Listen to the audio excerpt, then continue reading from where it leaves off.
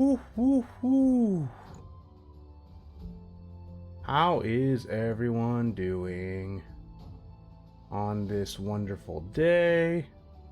I had some internet problems for a second right before I hit live, but I think we're doing good now. I unfortunately have to use Spectrum internet, so okay, we are getting our stream going. Okay. Activate selected. Okay, I have all the chats active. They should all be working. How you guys doing today, by the way? I'm having a grand old time myself. The shorts feed looks weird right now, but I promise. There we go. I'll fix that. Let me know if the music is too loud. I'm trusting a YouTube video that said it was copyright-free music, and I've done that in the past, and usually it always ends up being copyrighted, which affects my revenue on the video. But honestly, this is more for you guys anyway. I don't even make much money, even if it gets a lot of views anyway, so I don't really care ultimately. Having some nice fantasy tavern music is a little more important to me than the ad revenue. So just let me know if it's too loud or too quiet or whatever. Oh, but yeah, guys, so I wanted to go over this document a bit earlier. If you guys just clicked on the video, we're doing the Unearthed Arcana 2025 for the Arcane subclasses. That was released, I believe it was on Thursday, yeah, because I was originally gonna do it right before I played D&D on Thursday nights. I was gonna go over it right before I went to D&D, but I had a long day at work that day, and I was like, nah. And then I was gonna do it yesterday, and then I was just like tired. But then this morning I had a nice cup of coffee. I ate a nice avocado toast that I made myself. I had some, good night's sleep last night. I don't work today. The wife is out of town. And I decided, instead of having a tired reading of it, where I only had limited time, I wanted to do a deep dive of the document rather. And so that's what we're doing today. Okay, I'm just making sure we are all live and going. Yes. Yeah. So yeah, we're gonna go over the arcane subclasses, and also, if you guys don't know, I make my own homebrew subclasses. At the end of the video, I'm gonna show you my about to be released Oath of Radiance Paladin subclass. And just so you know, I also make character build videos. So yeah, I make character build videos. I just talk about D&D in general, commentary like this, and then I also have my own homebrew subclasses. I'm gonna be releasing a Patreon soon. I just want to have enough content on there first before I release it, so that there's like a few subclasses already on the Patreon that you'll all get access to all of them. Wow, this is live, you can tell. You'll get access to all of them if you subscribe to the Patreon, or you can pay individually for each one. But yo, D&D streamer, how you doing, Derp Lord Memming Star? Welcome to the stream. So yeah, we are gonna do a deep dive. I'm gonna even because some of these have been in the Unearthed Arcana already, I'm gonna go over the changes they made, because I remember most of them, but I don't remember all of them. So I wanted to make sure I, figure it all out, that we can really get a good picture of the changes made. And yeah, let's go ahead and go to the screen with the document. Might as well. Yeah, how you doing? Memeing Star. Yeah, that's what I thought. There's only one M, but I guess that was taken, unfortunately. So sad. Yeah, welcome. You shorts feed people already saw the document, but these non-shorts feed people, this is the first time they're seeing it on the screen. One thing, I'm gonna go ahead and pull up the old Unearthed Arcanas just so that we have them, because I know we need it for the... I've been homebrew DM for 5 years, so it's nice to see what seems to be longer time DMs. Oh yeah, no, for sure. So I've how to say this? I've spent most of my time in D&D as a player, but I have also DM'd. Currently, right now, this is the most D&D I've had in my life for a while. I'm a player in 2 campaigns with the exact same group, but we kind of switch between DMs. And what we do is we do part of a campaign for like a month, and then we go back to the other campaign and do that for a month. But then I also currently am DMing a group of new players, and these players have never played except with the 2024 rules. And it's really interesting to see that experience for them. So yeah, I DM and play. So, the subclasses that have already been in, we have the Arcana Domain Cleric and the Hexblade. I know the Hexblade was in the horror subclasses.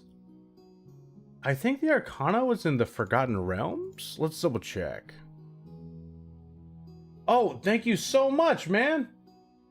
I appreciate it. Yeah, thank you for the $2, man. Thank you. Oh my gosh. That's the first time I've gotten a donation on YouTube. I appreciate it. Oh my. Okay, so actually, you know what? I'm gonna be going over my Oath of Radiance Paladin here later. But also, if you're curious, on my page I already have a free like on my YouTube channel, there's a video called the Gravity Warden Ranger. I have a free PDF available down there if you're interested of that subclass. And then I also, last month, I guess the beginning of this month, I released the Archhag Patron Warlock. And there's a video going over that on my page as well, if you want to check that out. And then, yeah, good to make someone smile for once in my life. Yeah, no, dude, I appreciate it. Thank you. This is a great way to start the stream. And I'm not seeing the Arcana Domain Cleric. Okay, so there's the Knowledge Domain. Did we not see the Arcane Domain yet? Maybe I'm thinking that it's the Knowledge Domain. Oh, you know what? We saw the Knowledge Domain, but not the Arcana Domain. That's what I'm getting confused by. Okay.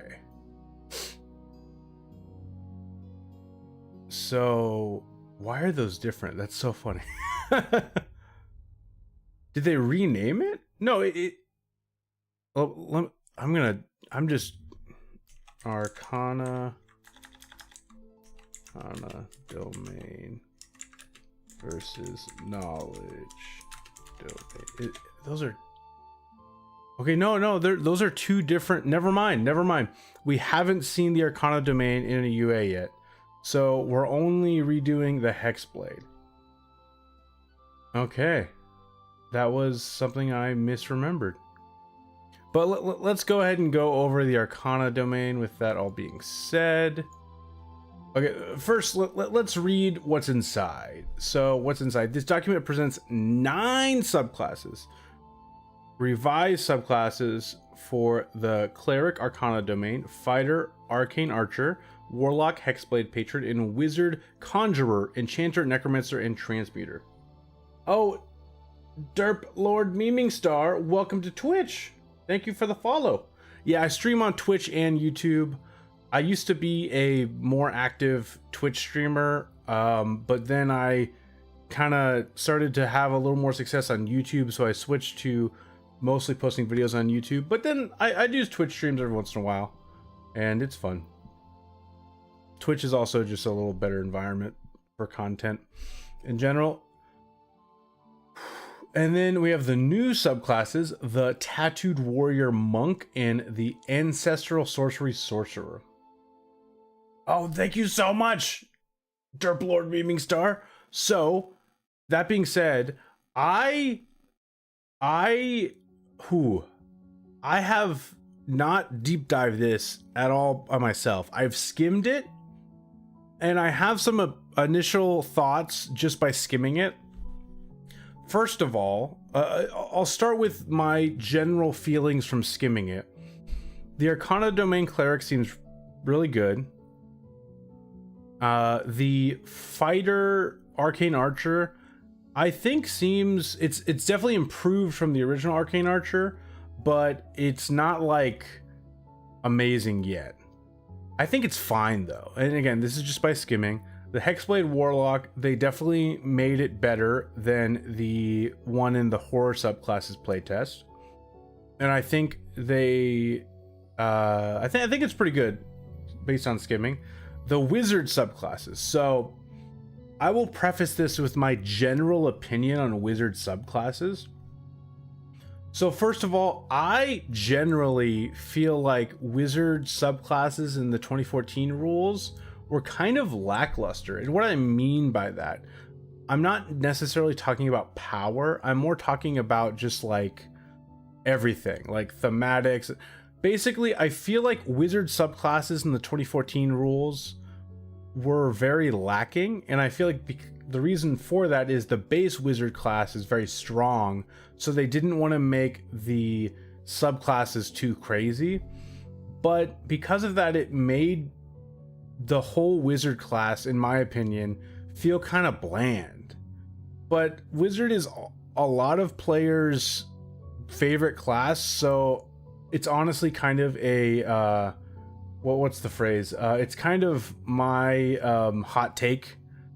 Is I felt like the wizard was kind of boring in the 2014 rules, and with the revised version of the wizard and the wizard subclasses that were already released in the player's handbook.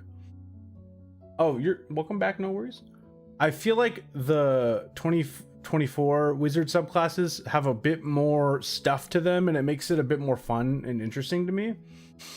That being said, though, I did skim the Conjurer, and I was disappointed because when I think of a Conjurer, I think more of a summoner, and I know that teleportation magic is conjuration magic, but they made another teleporting subclass, and I feel like the amount of teleporting subclasses we're getting is becoming a bit much. And I want a summoner. I want a wizard summoner. I want the ultimate summoner.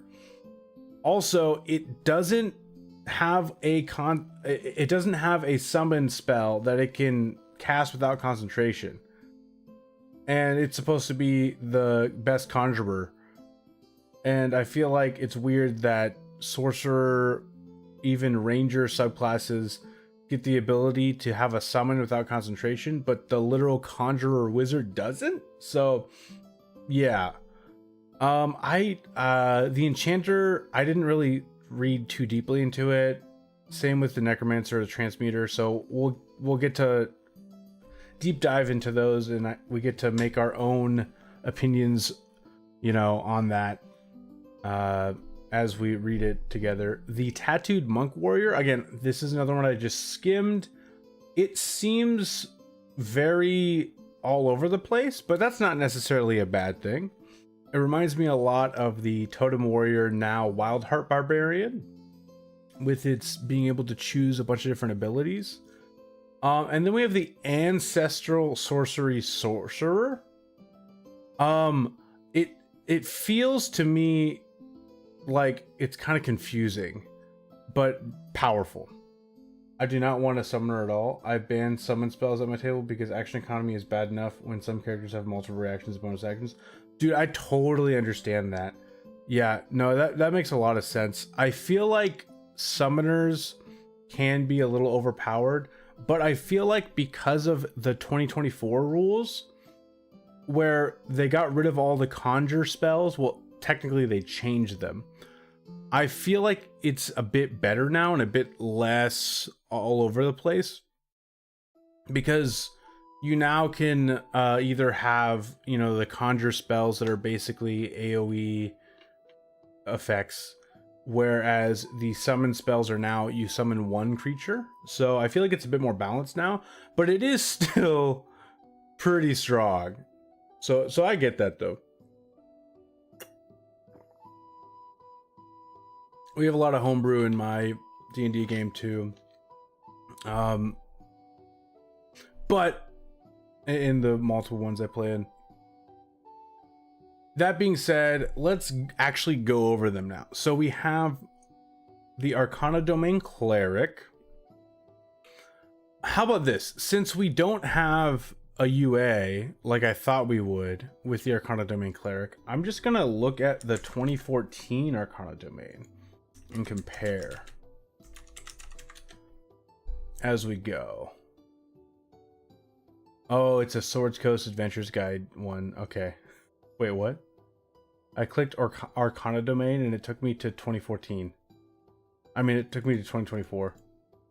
Okay, I have to do it step by... Oh, I guess I technically don't own the Sword Coast Adventures Guide. But I bought all the Subclasses back when they had the options to buy just things. Oh my gosh. Are we going to be able to find this, guys? I could find it on the character builder, I know that. Sword Coast Adventures Guide. Okay, I have it, kind of. Clerics. Hey, we got to it. Okay, I formatted the screen to make it so you could read the document well, but I did not format it to read D&D Beyond well. But that's okay. We'll figure it out, guys. I will maybe I'll do I have an idea. I'm going to this is what I'm gonna do, guys. I'm gonna zoom in and then I'm gonna make this bigger so that we can get a good view of everything. Oh. By the way, every single time I stream, it makes the message... Oh, shit. I switched the scene. It makes the fucking messages disappear quicker than I want them to, and it's so annoying. Okay. Let's do this.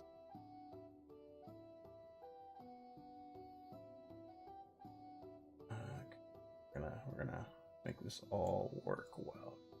Gonna be amazed. Okay, that seems a little better.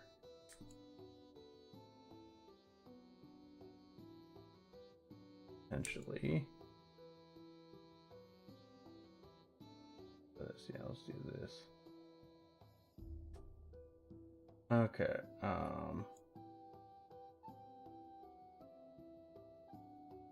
I just want to be able to see the Arcana Domain.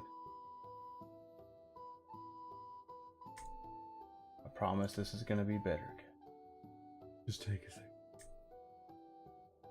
What's great is people watching this later will be able to just skim past all this. Okay. Wow, this is so much bigger. Okay.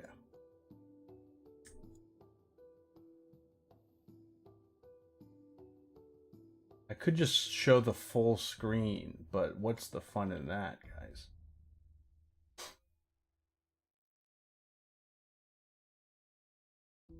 Okay. I feel like that's good. So, yeah, we have this. Oh my god, guys.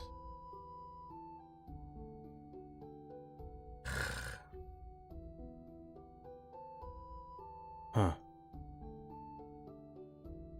Bit to page? No. Whoa! Okay. I should have thought. I guess you can see everything, technically, but not on shorts. Shit. We're gonna get this. Okay, I think I finally got it for the most part. Again, when we get back to Arcana Domain, I won't have to show this. I guess this is fine. Yeah, this is fine. Yeah, so you guys can see Arcana Domain on D&D Beyond, and you can see this. Okay, it's kind of small though. Okay, so Arcana Domain, blend conviction with arcane power. Magic suffuses the multiverse and fuels both destruction and creation. Clerics with this domain view magical knowledge not as power to be used in pursuit of personal ends, but as a gift they have the responsibility to share. Gods associated... Sorry, I was checking something. With the Arcana Domain, know the secrets and potential of magic intimately.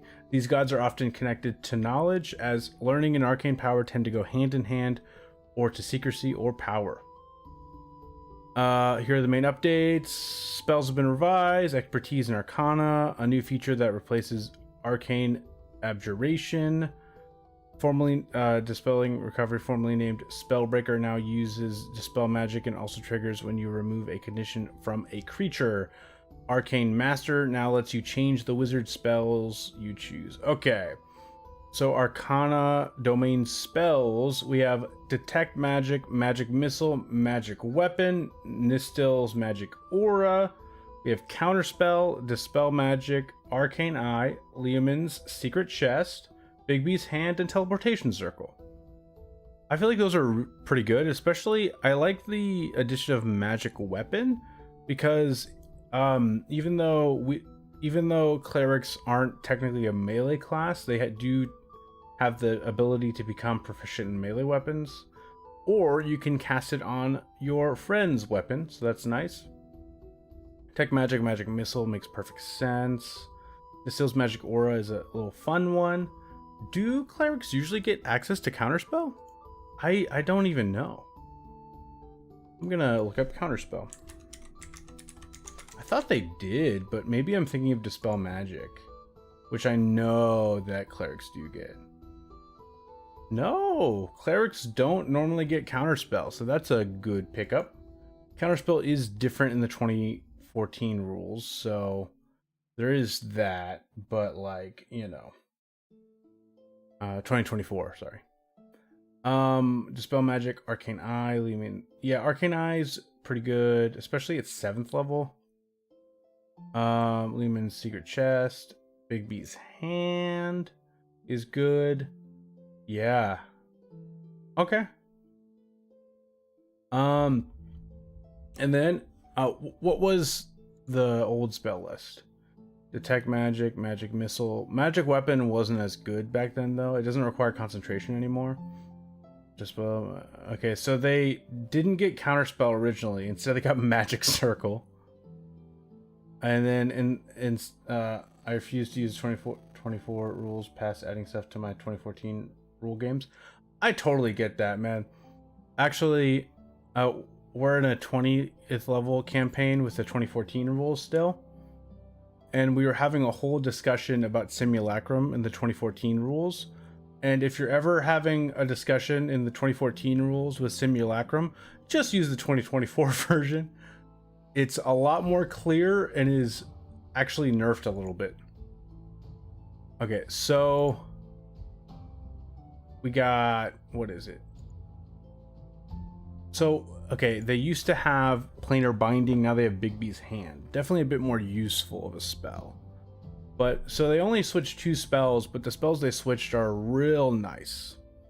And then, normally you just got Proficiency in Arcana, and you gain 2 cantrips from the wizard list. But now, you gain Proficiency in Arcana skill if you don't already have it. You also gain expertise in Arcana. And then, yeah, you get 2 wizard cantrips.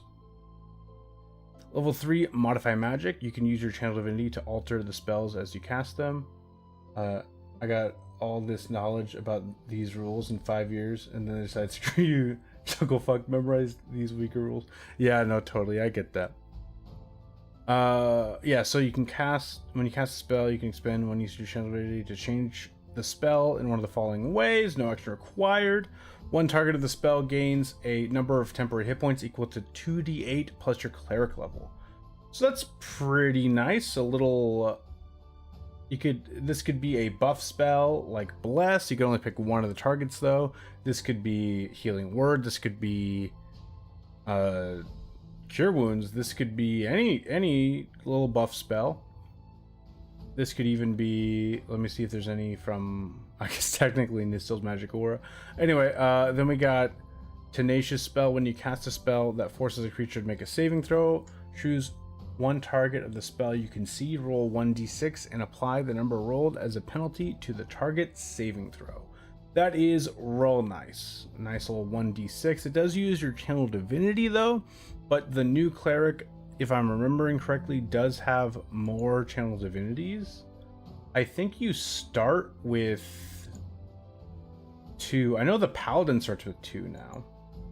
If the gods had wanted me to ignore the 2024 rules entirely, then they wouldn't have buff True Strike. Yeah, True Strike is real nice. So, yeah, the new True Strike, I really like it.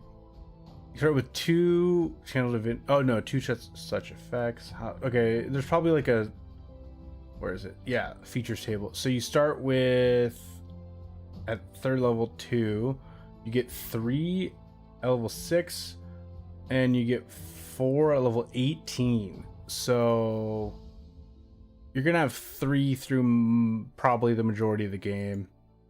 3 abilities to use these is pretty nice. Level 6, Dispelling Recovery. I remember skimming this and being confused by this one, so we're gonna have to dissect this one a bit. Immediately after you cast a spell with a spell slot that restores hit points to a creature or ends a condition on a creature, you can cast Dispel Magic on the creature as a bonus action without expending a spell slot. You can use this feature a number of times equals to your Wisdom modifier, minimum of once, and you regain all expended uses when you finish a long rest. So you can use like Lesser Restoration or a healing spell and then cast a spell magic on the creature. I want to read Dispel Magic real quick though to make sure this isn't weird. Honestly, Old True Strike had a use with the rogues to give advantage in situations where a creature ignored advantage caused by a creature being hidden. Oh yeah, also what you could do with a rogue. Well, yeah, there's a lot of. It was useful, but it was definitely very niche. You could also like.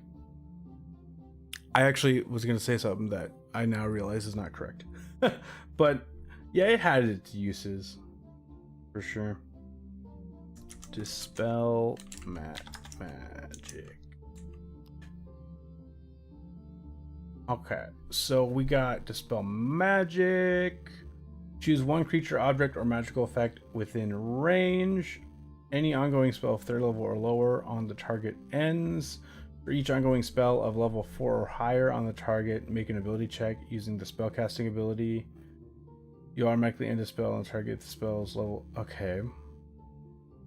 So, yeah, this is a problem with this. So, I was thinking maybe they changed the 2024 Dispel Magic to mean that you could pick what ability is dispelled, and that is not the case. So choose one creature, object, or magical effect within range. Any ongoing spell of 3rd level or lower on the target ends.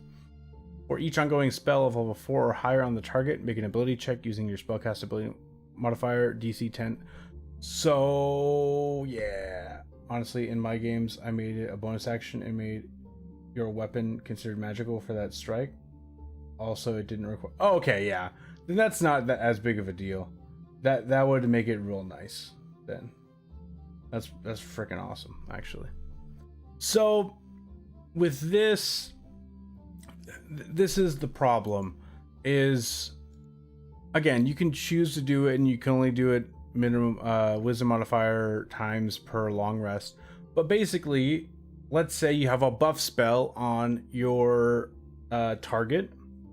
then let's say you're concentrating on bless, and then you heal your target, your ally that got like some sort of negative effect spell on them, like let's say you bless them, but then they ended up being in a slow spell. They failed their save on slow, so you're trying to dispel slow on them. Well, if you cast this, it's going to dispel slow and bless on them. Yeah, exactly.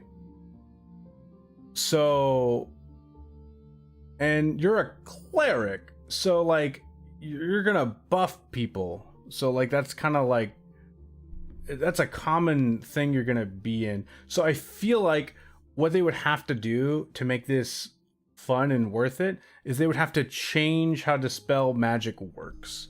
And you could do, like, they've already, like, 2024 they really like doing that. So I feel like you could say, like, immediately after you cast a spell with a spell slot that requires hit points, that restores hit points to a creature or ends a condition on a creature, you can cast Dispel Magic on a creature as a bonus action without expending a spell slot.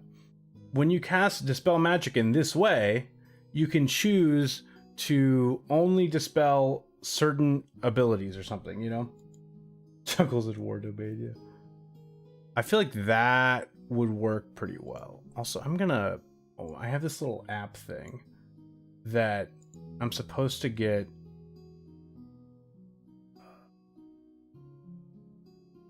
Basically, I'm supposed to be able to see your guys' chats way longer, and they keep going away. Agreed. Yeah. I feel like that would be, so I'm gonna add like a bunch of milliseconds. Will that make the messages last longer? Like, just leave them up forever, basically. Or can I just take away auto hide? We don't even need to hide them. Keep the messages up at all times. That would be amazing. Just never go away, messages. Just stay. Okay. Honestly, I've never stuck to the subclass system nearly as strict. No, I understand that for sure.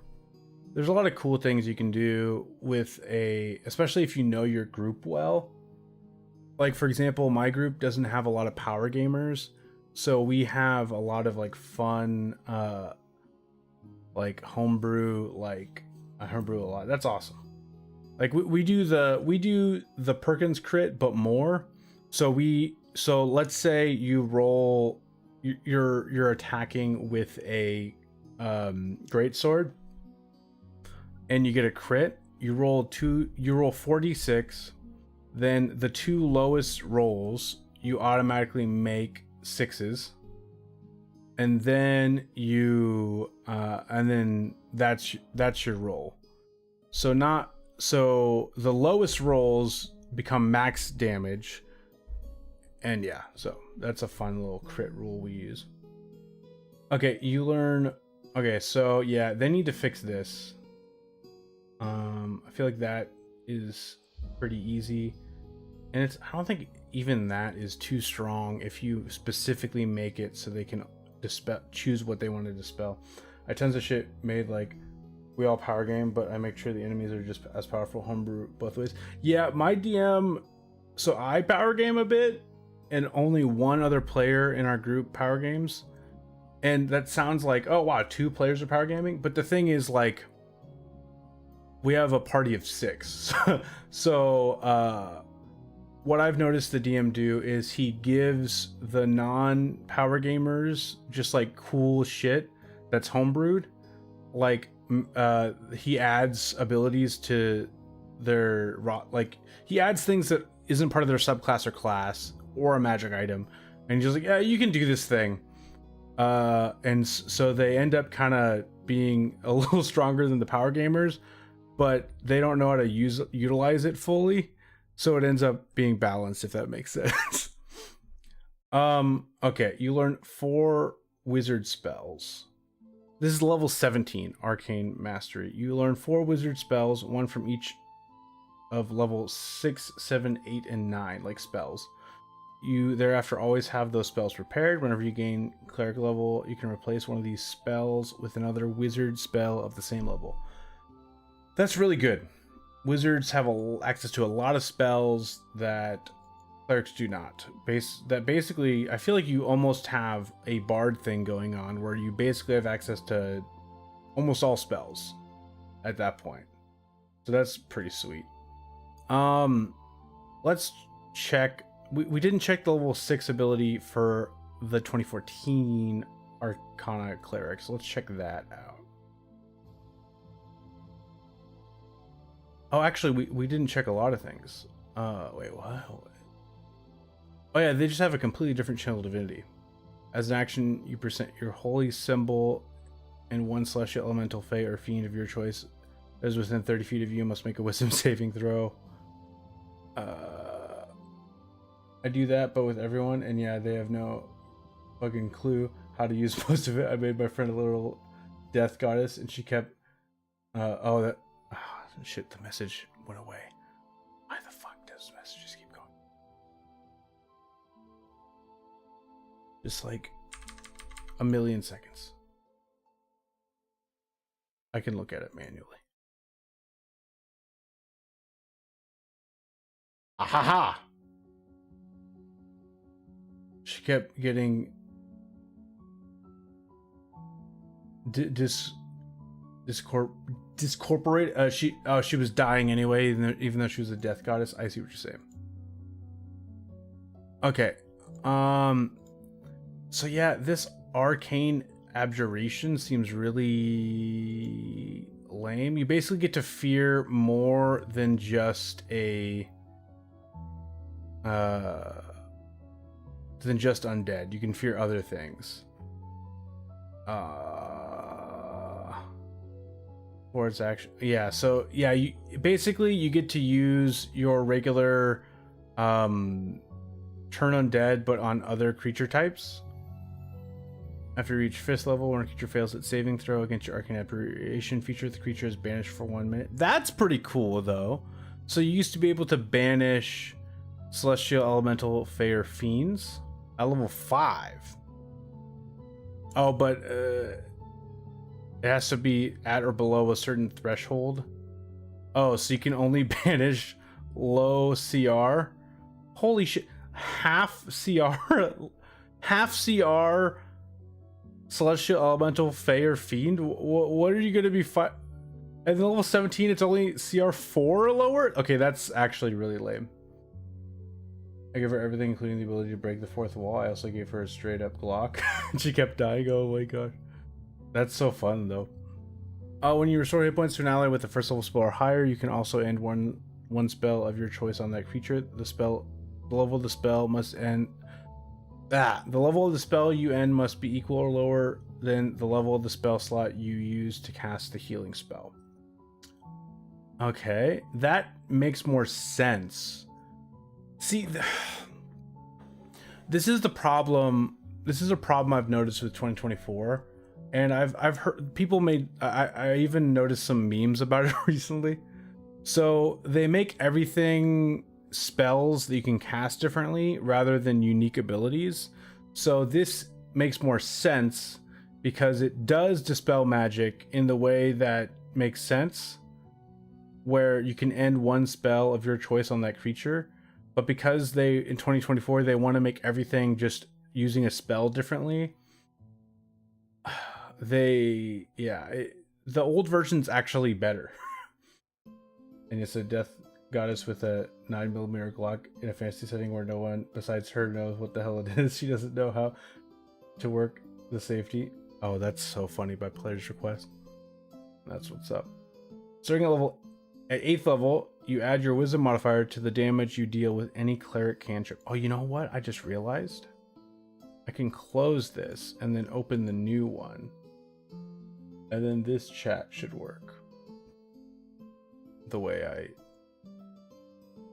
said it should. Okay. So, yeah, they kind of messed up with that. Potent spellcasting. Yeah, that's in the base class feature now. Arcane Mastery. Okay, so the old version... So basically, Arcane Mastery, now you can replace the spells when you want to. But the original one, you couldn't do that. So yeah, they need to fix Dispelling Recovery, but after that, I'm pretty happy with this Cleric. Cleric base class is very strong anyway, so it ends up being pretty good. This puts the Knowledge Domain in a weird spot though.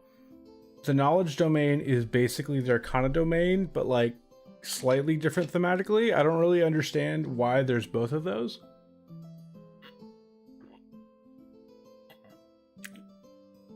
I remember reading the Knowledge Domain and not liking it very much in the UA. I could go over that later if you want to, but let's go to the next one. And the next one is the Arcane Archer, right? Yep. So let's pull up the Arcane Archer. I'm pretty sure that was in Xanathar's guide.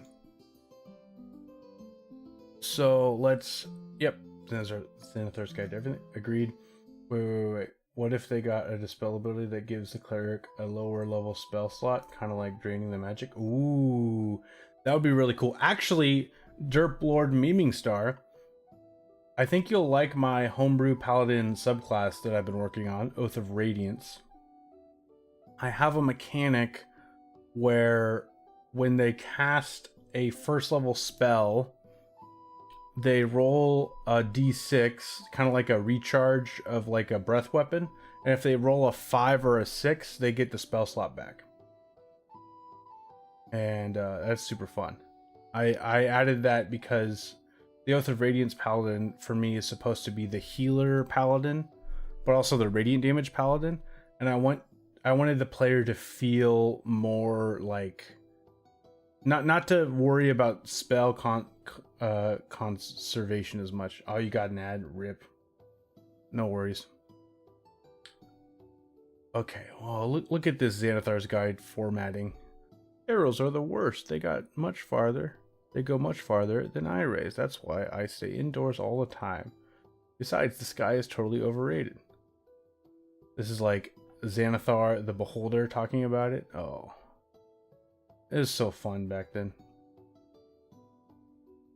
Okay.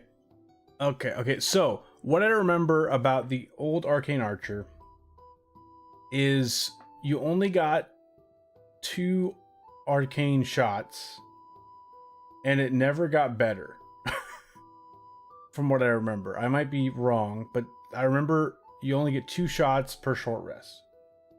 And I remember that being not fun. I'm back. Welcome back. So what I was talking about is how my new paladin subclass has it's not draining the magic, but I have a mechanic. Yeah, I have a mechanic in my new paladin where it when it casts a first level healing spell, basically when it casts a first level paladin spell, it wasn't dependent on healing spells. They roll a d6. And if it's a 5 or a 6, kind of like a breath weapon recharge, they don't consume the spell slot. And it's just to encourage paladin, this like healing paladin, to use its spell slots more and not feel like they have to reserve it as much. And then, but it is kind of random though. It's like 33% chance. And then also it kind of scales with level. At 10th level, it can be a 2nd level spell slot. At 15th level, it can be a 3rd level spell slot. It might be a little too strong, but I like it, so. And so you can, this paladin also has like healing word. They have guiding bolt, you know, little, you can be a range paladin if you want, you know, very supporty paladin. Okay, so we got I have quite a few characters who use first level spells without slots, or characters who have assorted utility spells with infinite cast. Nice. Oh, Nathan H, welcome. How you doing? The music is fine. Good. I am glad. Yeah, I put it really low. I wanted it to just be like, you know, listenable, but nothing like overwhelming. Okay, so Arcane Archer, again, we're gonna be going over the old version and the new version, comparing the two, also putting context that the fighter is different now as well, and the fighter is very good now. I like the new fighter a lot. Okay, so we got Arcane Archer Fighter. Deploy magical effects through enchanted ammunition. Arcane Archer studies a unique elven method of archery that weaves magic into attacks to produce supernatural effects. The first Arcane Archers stood watch over their communities, keeping an eye out for dangers and using magic-infused arrows to defeat monsters and invaders. Over the centuries, other species have learned the elves' mystical methods of blending arcane aptitude with archery and broaden their application to ranged weapons of many kinds while applying those talents to an adventuring life. So that's cool. I'm gonna run down to my local Kroger and get a thing of ice cream. Nice. With my paycheck from 2 days ago. Dude, that sounds freaking dope. Some of these classes are quite good. Yeah, I agree. I really like a lot of them. We just went over the Arcana Cleric. And besides the 6th level feature, I really like it. They just have a weird thing with dispel magic, dispelling your friendly abilities like bless or haste that feels bad. But I feel like, you know, this is playtest. They'll probably get that reception in the you know, surveys. So yeah. So design note: Arcane Archer updates. Here are the main updates in this subclass since it appeared in Xanathar's Guide to Everything. Arcane Archer lore now gives you proficiency in both Arcana and Nature skills. Arcane Shot has been redesigned. The feature now allows you to use any weapon with the ammunition property. You now use the Arcane Shot die it gains for extra damage in the options you select. Okay.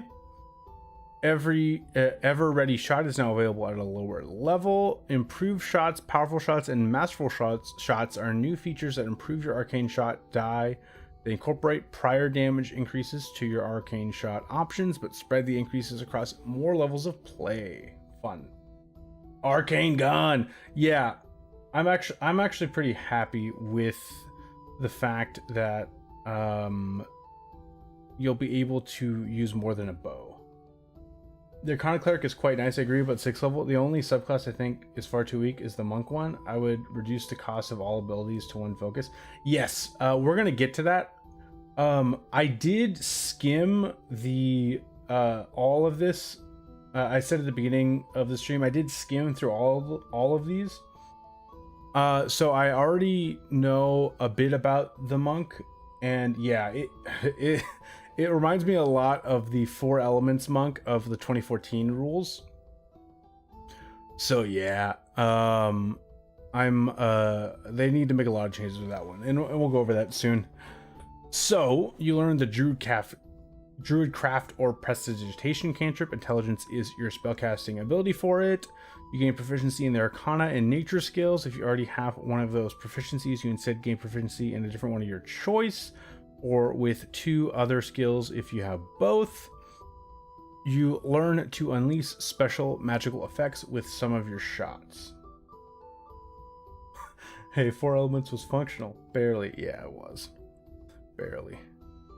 You learn 2 arcane shot options of your choice from the Arcane Shots options section. Later in the subclass's description, you learn an additional arcane shot option of your choice when you reach fighter level 7, 10, 15, and 18. Each time you learn a new arcane shot option, you can also replace one option you know with a different one. Using arcane shot once per turn, typical 2024 once per turn things. When you make a ranged attack using a weapon with the ammunition property, you can apply one of your arcane shot options to that attack. You decide to use the option when you hit a creature and deal damage to it, unless the option doesn't involve an attack roll. So that's nice. You don't have to choose to do it until after, like a smite. Oh my god, Banishing Shot. You can just shoot a motherfucker into a different dimension. Yep. I think they had that in 2014, but we'll go over that if that's not the case. Yeah.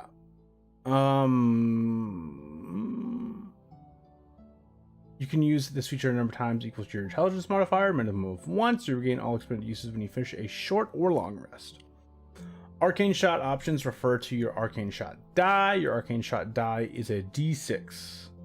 If your arcane shot option requires a saving throw, the DC equals your intelligence modifier plus your proficiency bonus. So many intelligence-based fighters. I know, but now you can use it with a 3006. Yeah, like a gun. Banishing gun. Okay, so if your arcane shot, yeah, I already read that. So then they just list all the arcane shot options. It doesn't, wait, actually, let me, I'll go over those in a second, but where does it say, one more, sorry, oh yeah, I see. So arcane shot, and here's the arcane shot options, and then you're an additional arcane. Yeah. Why can't I find the where it says how many you get? Oh yeah, you can use feature number times equal to your intelligence modifier. So that's what I was looking for. That's the difference. So let's go over the 2014 a bit. So yeah, you get the same prestidigitation or druidcraft stuff at third level. Blah blah blah blah. It was once per turn in the 2014 rules, which I actually didn't remember. So that's good to know. You said use this option. You have 2 uses of this ability, and you regain all expended uses when you finish a short or long rest. Again, you are still a fighter, so I feel like you're gonna eventually get 5, depending on how you build the character. One thing I have to say,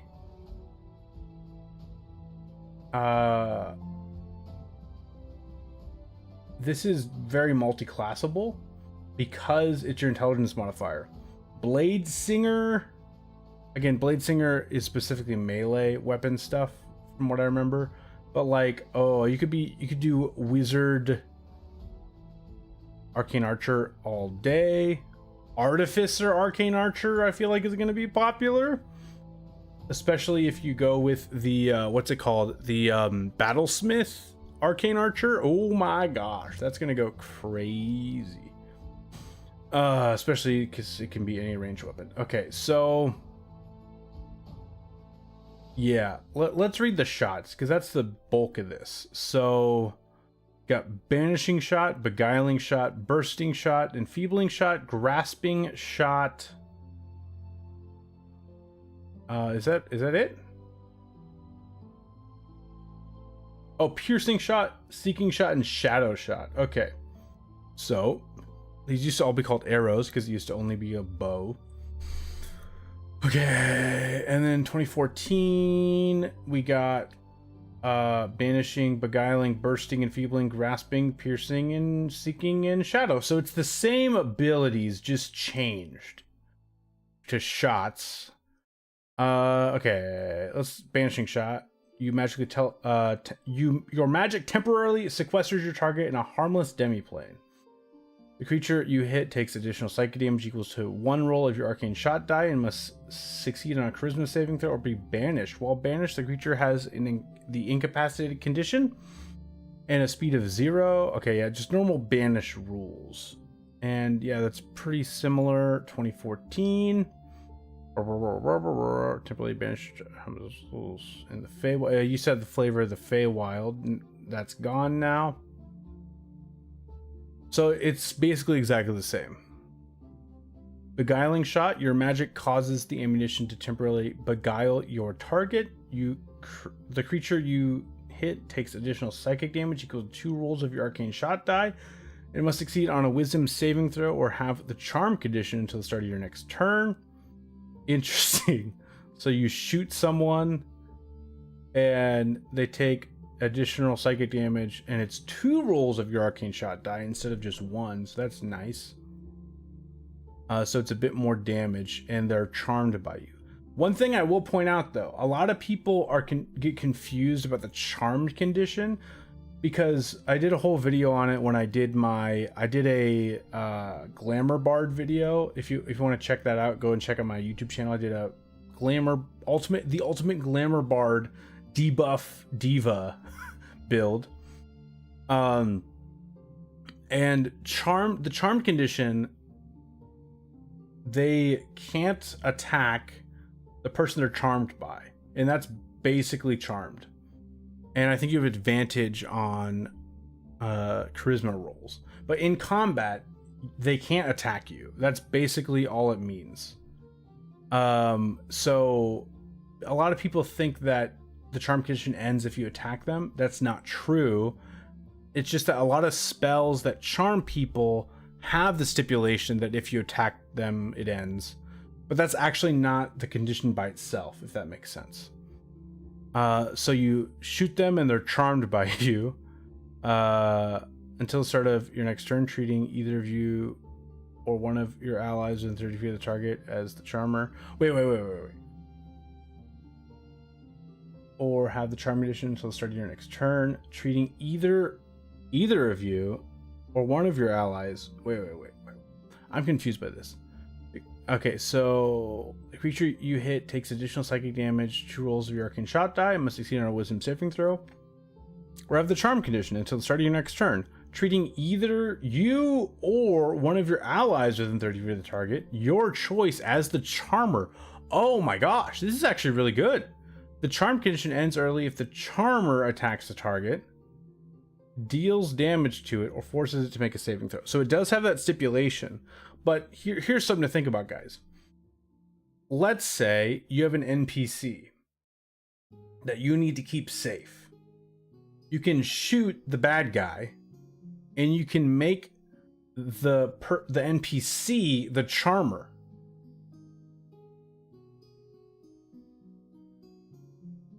And then they can't attack the NPC. That's actually pretty clutch.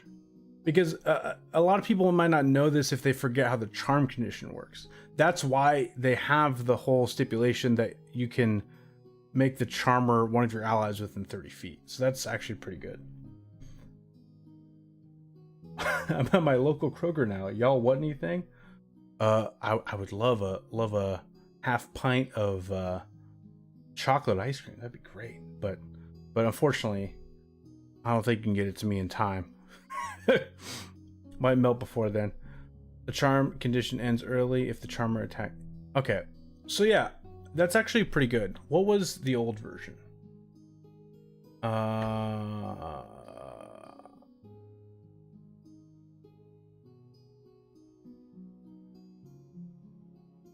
Okay, yeah, so it's the same. I guess because Arcane Archer only had 2 shots, I didn't realize how strong they were. Bursting shot, you imbue your ammunition with explosive force energy. Immediately after you deal damage to the creature, your target, and each creature within 10 feet emanation originating from the target takes force damage equal to 2 rolls of your arcane shot die. Okay. Okay, so that's cool.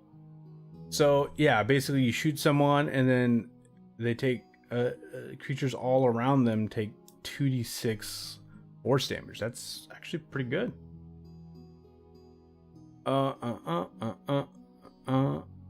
and it goes to 46 at level 18. I think it goes up quicker here. We'll get to that.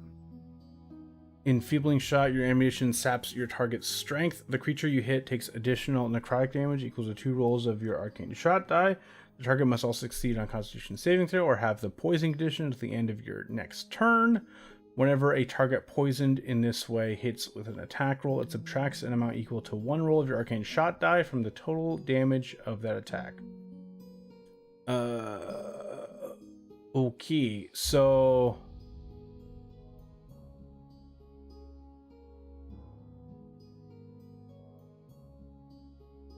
that's pretty good because it's 2 rolls of your arcane shot die. So basically, you shoot a target. They take 2d6 necrotic damage. They're poisoned. Again, a lot of creatures are immune to poison, but not as much as you think. You can poison a dragon. I found out in a recent one-shot I did, you can poison an Empyrean. Level CR 23 Empyrean. Yeah. And then whenever a target poisoned in this way hits with an attack roll, it subtracts an amount equal to one roll. Okay, so okay. So it's basically, you can do the effect that Synaptic Static has. You get to subtract minus 1d6 from all of its attacks. Wait. Oh, no, it's worse. Never mind. Okay, so it's like the Enfeeble spell. Yeah, so yeah, so it doesn't take away from the hit. It takes away from the damage. So it takes away 1d6 of damage if it hits something. Okay. I don't think this is that good. I don't really like Enfeebling Shot. Enfeebling Arrow.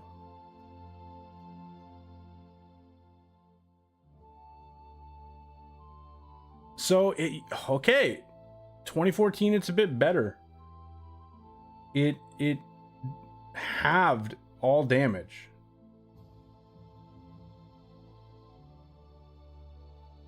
That's actually, yeah, that's better. Why not have that still? They could do 2014 things and be like, oh, it's resistance. You have resistance to all their attacks or something. I don't know. Your ammunition, grasping shot, your ammunition creates clutching brambles around your target. The creature you hit takes additional slashing damage equal to one roll of your arcane shot die and must succeed on a strength saving throw or have the restraint condition. So it's basic, it's just, you're casting Ensnaring Strike. The target or a creature within reach of it can take an action to make a strength athletics check.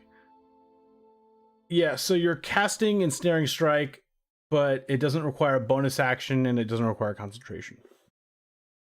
That's... yeah. It also doesn't do damage every turn. But that's basically what that is. Grasping Arrow. D6 poison damage. Speed is reduced by 10 feet and takes 2. Grasping Arrow is arguably better in 2014. So I think this is the problem they had, is in 2014 they made the arrows pretty strong, but they only gave you a couple uses. Now they give you more arcane shots, like uses, but they made a few of them less powerful.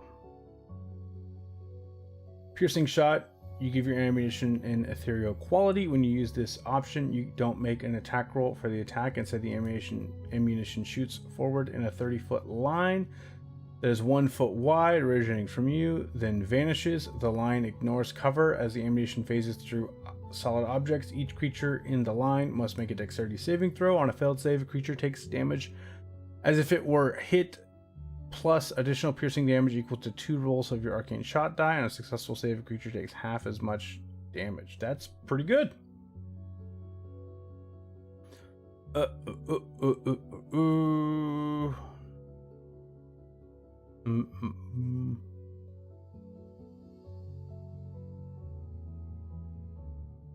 Yeah, so it was a little less damage, but basically the same. Seeking Shot, you grant your ammunition the ability to seek out a target. When you use this option, you don't make an attack roll for the attack. Instead, choose one creature you can see in the last minute. The ammunition flies toward the creature, moving around corners if necessary and ignoring half cover and 3/4 cover. If the target is within your weapon's long range, the target must make a dexterity saving throw. Otherwise, the ammunition disappears after traveling as far as it can. On a failed save, the target takes damage as if it were hit, plus additional force damage equal to 2 rolls of your arcane shot die. Yeah, Battlemaster does still seem stronger. And you learn the target's current location. On successful save, the target takes half as much damage only. Okay.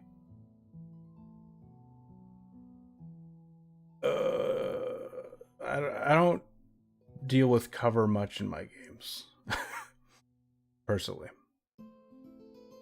But if you deal with cover a lot, this is great. Okay, then we got shadow. It seems similar. We got shadow shot. Your magic occludes your foe's vision with shadows. The creature you hit takes additional psychic damage equal to 1 roll of your arcane shot die, and it must succeed on a wisdom saving throw, or have the blinded condition until the end of its next turn. That's it? That's kind of lame.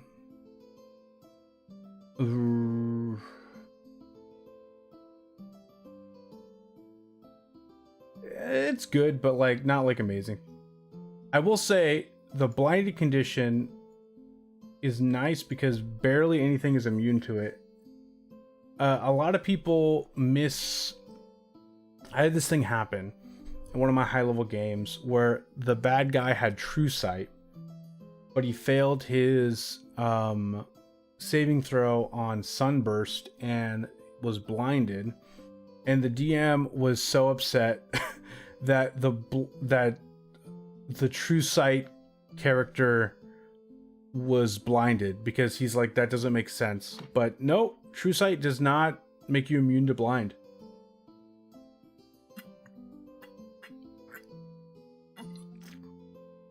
True sight also doesn't mean you can see through walls. It's not X-ray vision. It is you can see illusions in the ethereal plane and stuff, but a piece of wood you cannot see through. So yeah, I would say the shots are mostly the same. Some are a little stronger, a lot are a little weaker. So yeah. Let's go over the other abilities. Okay, so how this is written is confusing. Okay. Okay. Oh, it's because there's just not that much other text. Tremor sense is better, yeah. And blindside, arguably, too. Okay, arcane shot options refer to your arcane shot die. Your arcane shot die is a d6. Okay, so curving shot level 7. You learn... Oh yeah, also, keep this in mind. You get 2 of these options at level 3. And how fast does it go up? You get 1 more, 7, 10, 15, 18. So you get a total of 5 by the end. No, 6 at the end.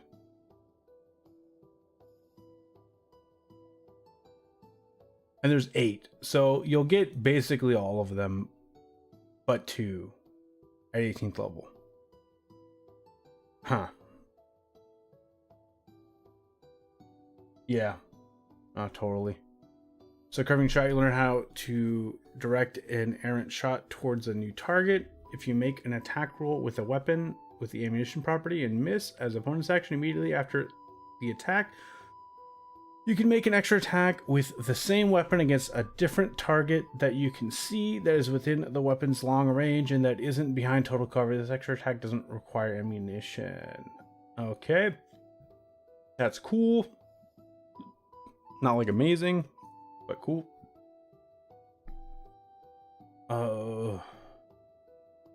We also get Ever Ready Shot when you roll initiative and have no uses of Arcane Shot left. You gain 1 expended use of it. Okay.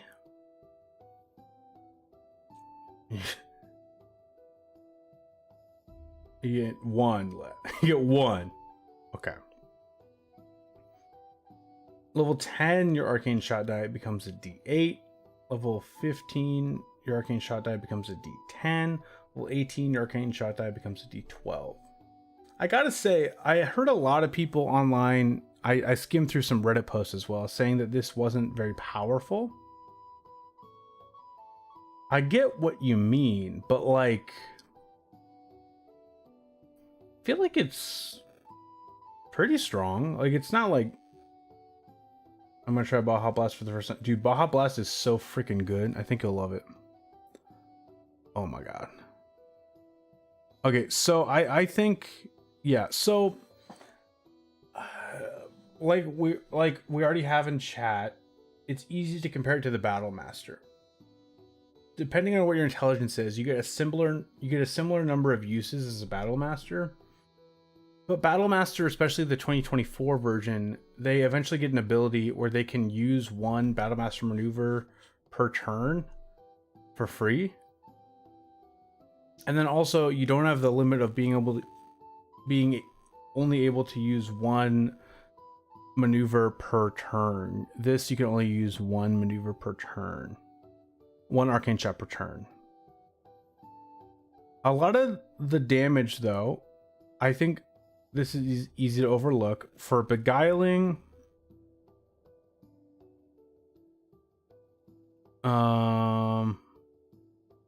bursting,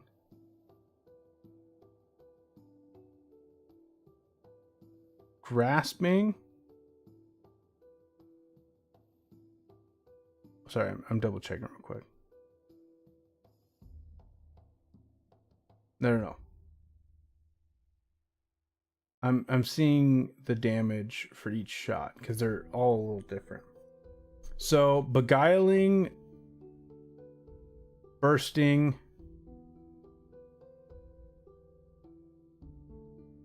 piercing,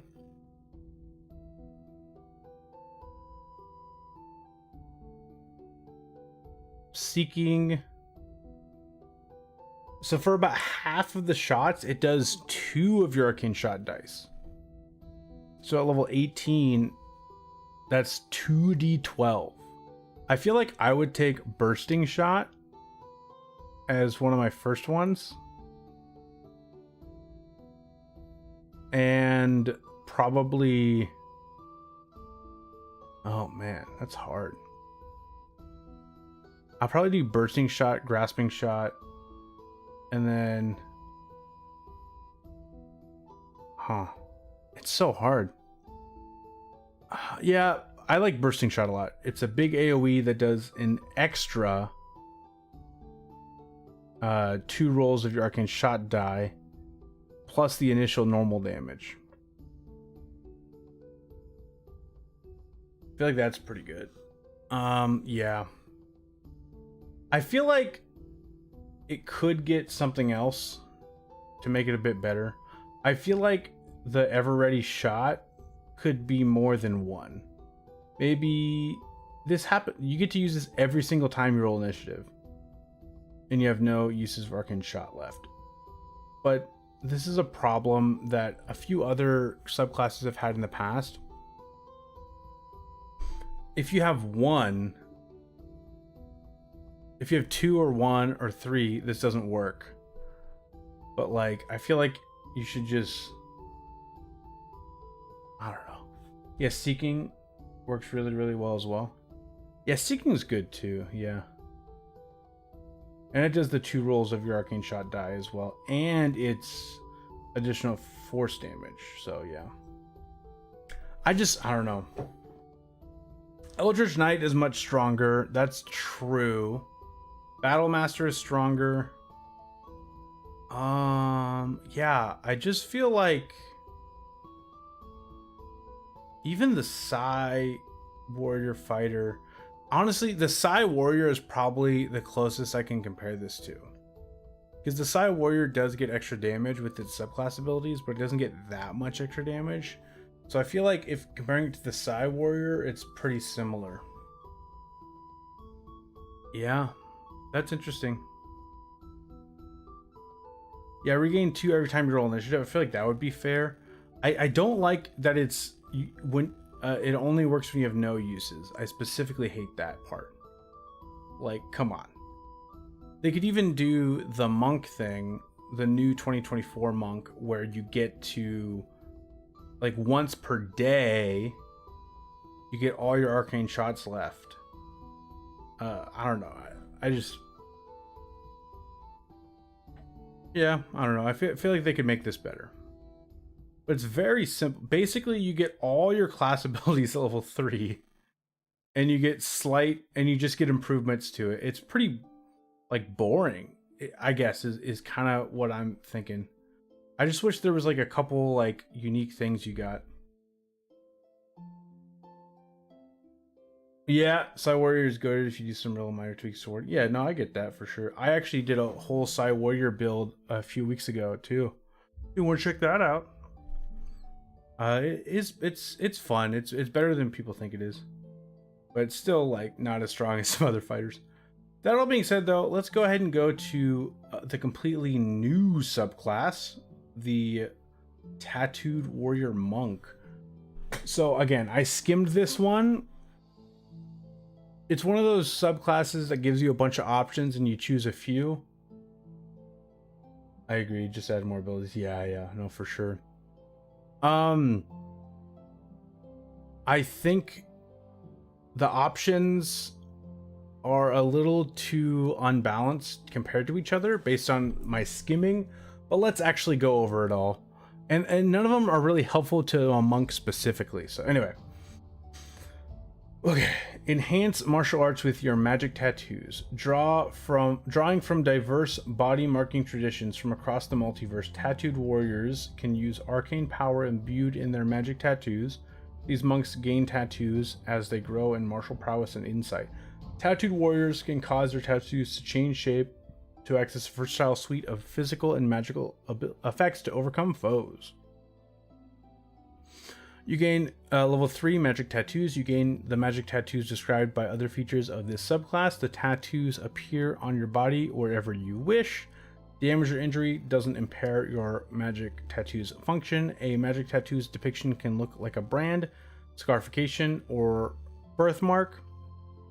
Patterns of scale or other cosmetic alteration. That's good for, you know, like if you're playing a Warforged or a Dragonborn, it still makes sense. If a tattoo's effect requires a saving throw, it's your wisdom modifier basically.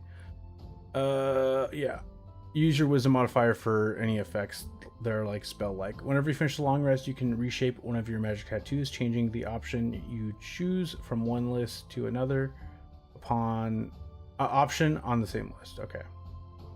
So you can switch them out per long rest. That's good to know. Yo, this Baja Blast stuff is like addictive fruity battery acid. Dude, Baja Blast is very good. Yeah, I like it a lot. I don't even like Mountain Dew, but I like Baja Blast.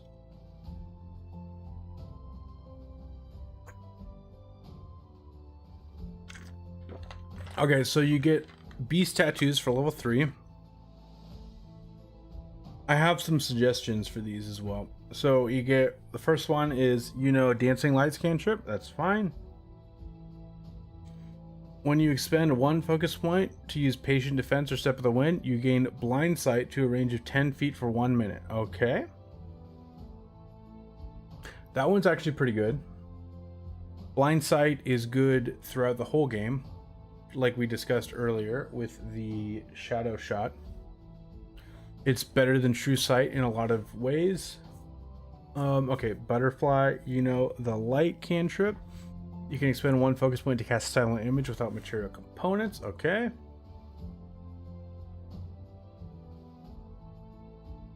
Oh, you mix it with some red body armor hydration and it's peak. Oh, I bet that sounds delicious. Okay, Chameleon, you know the minor illusion cantrip, and you can spend one focus point to cast Disguise Self. Crane, you know the guidance cantrip. Whenever you miss a creature with an attack granted by your flurry of blows. Oh, the wife is calling me. I'll take this for a second and then I'll be back.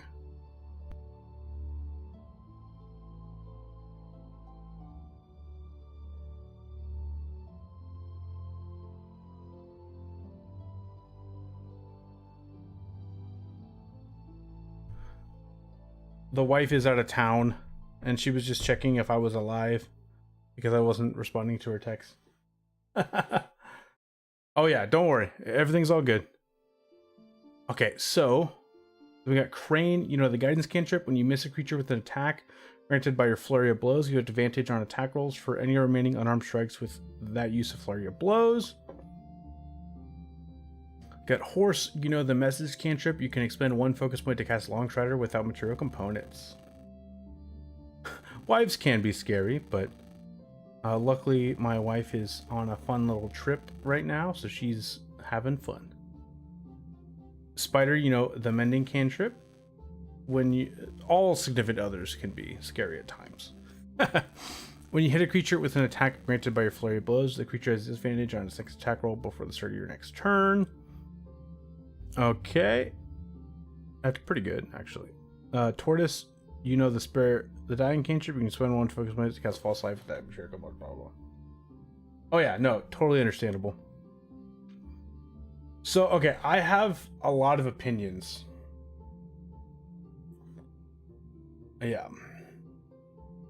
No, I totally get it. Technically, I'm the wife. Totally understandable. Yeah, wives,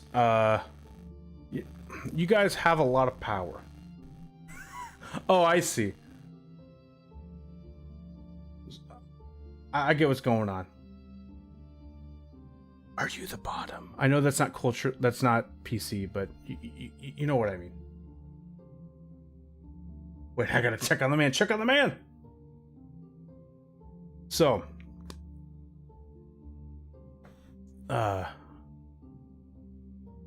Yes, I am. That's what's up, man. That's what's up. Love it. So. We got, so. Here are my opinions about this. You get to pick two. The problem with these is there's some that are so obviously better than others. I would straight up pick bat, crane, or spider, and I wouldn't pick any of the other ones. That's the problem.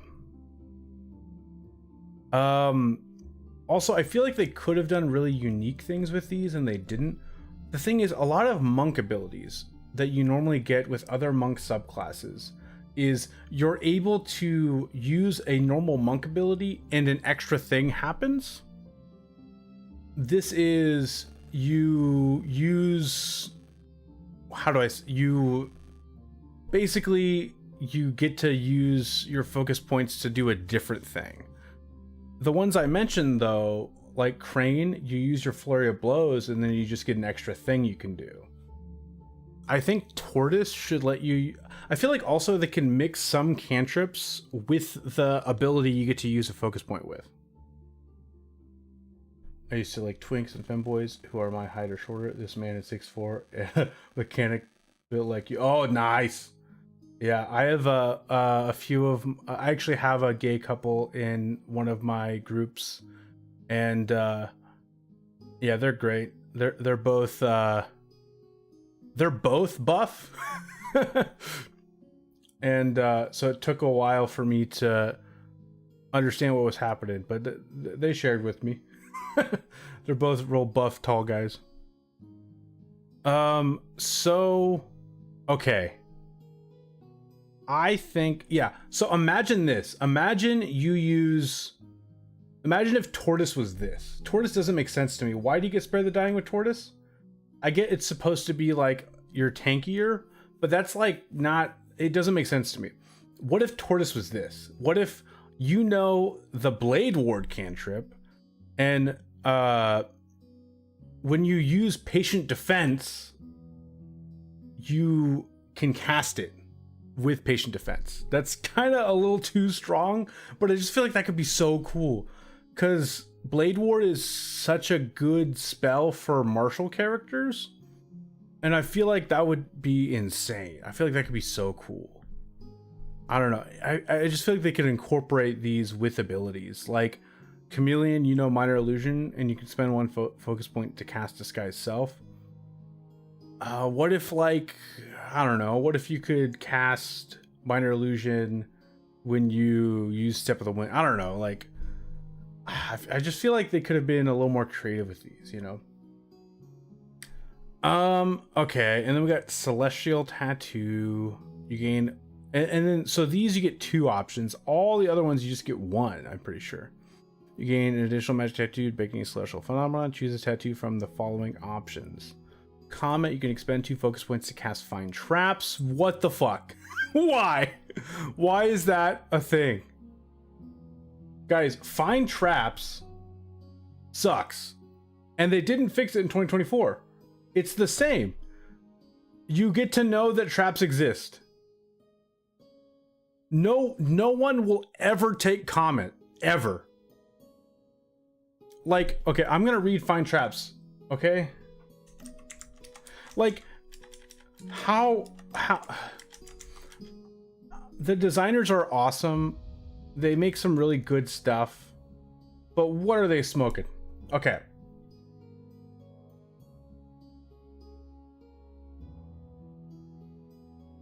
Okay, when something is too strong for 1 or 2 turns, it's not too strong. It's like a hold the line for a second longer type thing. Yeah, no, I agree. I get what you're saying. Yeah, like maybe, yeah, I feel like that could be good. I feel like that's true. And like a level 2 sorcerer could bonus action cast Blade Ward with Quicken Spell anyway. So like, you know, might as well give a monk that for a whole subclass feature. I feel like that's fine. So find traps. You sense any trap within range that is within line of sight. A trap for the purpose of this spell includes any object or mechanism that was created to cause damage or other danger. Thus, the spell would sense the alarm or glyph of warning spell or a mechanical pit trap, but it wouldn't reveal a natural weakness in the floor, an unstable ceiling, or a hidden sinkhole. The spell reveals that a trap is present, but not its location. You do not learn the general nature of the danger posed by a trap you sense. The top comment on here by Lord Fatty McFatfat is, "You had one job, Watsy." Abel Hawk says, "I wish they'd at least had the dignity to change the name to Detect Traps, since that clearly does not find the traps." It's also badass. Yeah, like bonus action, patient defense, Blade Ward. They have disadvantage and a minus D4 to their attack against you. That's so cool. And it's a tortoise. You're like, oh, I'm gonna use this tortoise tattoo to protect myself. Yeah, but this wording. Okay, so yeah, guys. Comet is a what were they smoking? Also, 2 focus points to know that a trap is around you somewhere. And if you're already suspecting there to be traps, that's why you activate this ability. So you're halfway there already.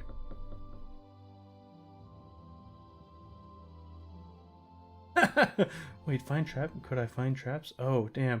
No, hidden femboys are an object intended to cause harm. Yeah. Not intended, but can. Potentially. Okay, Crescent Moon. You can expend 2 focus points to cast Misty Step. Too expensive, but fine. They're so liberal with giving Misty Step to all these subclasses, but this one. Okay, Eclipse. You expend 2 focus points to cast Invisibility without material components. That's fine. I get what they're doing. They're doing the thing that the Way of the Four Elements monk did in 2014. They're equaling focus points to spell slots. So these are level 2 spells, so they're doing 2 focus points. It didn't work with the Way of Four Elements monk. It's not going to work with this one. You can spend 2 focus points to cast Lesser Restoration. Yeah. And then we got level 11 Nature Tattoo. You gain an additional magic tattoo depicting a natural feature. Choose a tattoo from the following options. We have Mountain, Storm, Volcano, Wave. These are again too expensive, but I remember thinking this is actually fine. As a magic action, full action. A full action isn't as bad for a monk because you can bonus action Flurry of Blows. So it ends up being not as big of a commitment. Misty Step is really good. I do agree with that. And the monk does get a lot of mobility anyway, so it would just be adding even more.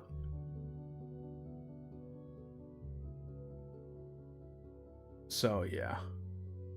Okay, as a magic action, you can spend 3 focus points to gain resistance to acid damage and advantage on Constitution saving throws for 1 minute. Okay, that's pretty good, but it costs too much.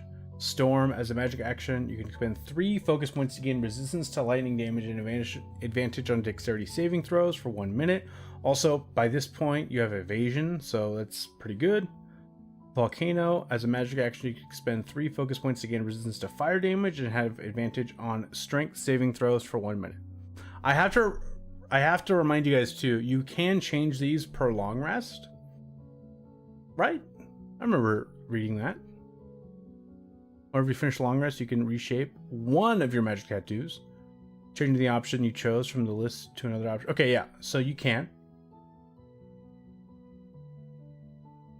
Far Step? Yeah, I know that spell. What about it is weird to you? I get what you're saying, but yeah, I had Far Step on one of my Warlock characters, and I used it a few times. It was helpful when I was in a force cage. What about it is wonky for you? Because I kind of get what you're saying, but like when I was in a force cage, it helped me because I had to succeed on a charisma saving throw to successfully teleport out of it, and because I was a warlock, I only had a couple spell slots, so it helped because I was actually able to escape it. Because if instead I had Misty Step, I would have only had 2 chances, you know. Okay, Volcano. Yeah, I already did Volcano. Wave. As a magic action, you can spend 3 focus points to gain resistance to cold damage. An advantage on wisdom saving throws for 1 minute. Okay. I feel like these are more balanced. What I mean by that is like, there isn't one that's necessarily way better than another one. I would probably go with Wave, mostly for the advantage on wisdom saving throws for 1 minute. Just because a lot of spells that affect your mental take like our wisdom saving throws, but that's just me. Seems like a strange thing to have to hold concentration on, and is pretty high cost. I see what you're saying. So you feel like it's not strong enough for concentration and the spell level it's cast at. I get what you're saying by that. Yeah, that's fair. And I'll be honest, I only used it a few times on my warlock. I didn't use it like all the time. Yeah. Okay, so think about this though, guys. You're level 11. You have 11 focus points, and they come back on a short rest. But like, it lasts for a minute too, so you can't like activate this before combat. I guess you could, but I don't know. It just, first round of combat, you're fighting a caster. Magic action, advantage on wisdom saving throws for 1 minute. I could see myself doing that. You know? I don't know. It just, okay, let's go to Monster Tattoo. Level 17. You gain a magic tattoo. Make it 90 feet maybe. It says, yeah, no, I get that. Yeah, I feel like that could be better for sure. You gain a magic tattoo depicting a supernatural creature. Choose a tattoo from the following options: Beholder, Blink Dog, Displacer Beast, and Guardian Naga. Okay, Beholder, you have a fly speed of 10 feet. And can hover. Additionally, you can expend 3 focus points to cast Counterspell. Okay, this is nice that you just have this. And then I feel like these are more fair because Counterspell is a 3rd level spell, and you can't upcast it. I don't know. I guess it's just that at level 17, 3 focus points isn't as much of a percentage of your pool, and that's why it seems nicer. But I don't know. Okay. Blink Dog, when you expend a focus point to use Patient Defense, you can expend 3 focus points to cast Blink immediately after that bonus action. That's pretty good. Displacer Beast, when you expend a focus point to use Flurry of Blows or Step of the Wind, you can expend 2 focus points to cast Mirror Image immediately after that bonus action. That's actually my favorite so far, because Mirror Image is really good. Oh my god. Okay. If you had Tortoise the way that I described it, and you took Displacer Beast, You could be concentrating on Blade Ward, have mirror image up. Oh, that'd be awesome. It is only 10 feet though, so it's pretty slow fly speed. Yeah, only 10 feet fly speed, so not much. I feel like it's more useful out of combat, and in combat it's useful so you don't fall off of things, I guess. I guess you could dash and get 20 feet. Guardian Naga. When you would be reduced to 0 hit points but not killed outright, your hit points instead change to a number equal to... Okay. So basically you get a buffed orc relentless endurance with a twice your monk level, so a level 17, that's like almost 40, not quite. It's fine. Yeah, you could throw Hands of the Dragon, that's true. And you do get counterspell. Yeah, I just think they need to reduce the cost a bit, and they need to make some of them more desirable. Or work with other abilities. Like Horse, I think is pretty good. Monks do get slow fall, yeah. That is true. But I guess if you really want to stay up in the sky, you got an option, you know. Now, I think what could be a good use of this, if you have access to if someone casts Jump on you, so the new version of Jump, you just get to jump up 30 feet. So let's say, let's say someone casts it on you, or you take Magic Initiate Wizard, and then you have the jump spell. You cast Jump on yourself. Then you jump up in the air, but you can just stay up because you got a fly speed with hover. You don't have to, I feel like that could be good. Yeah.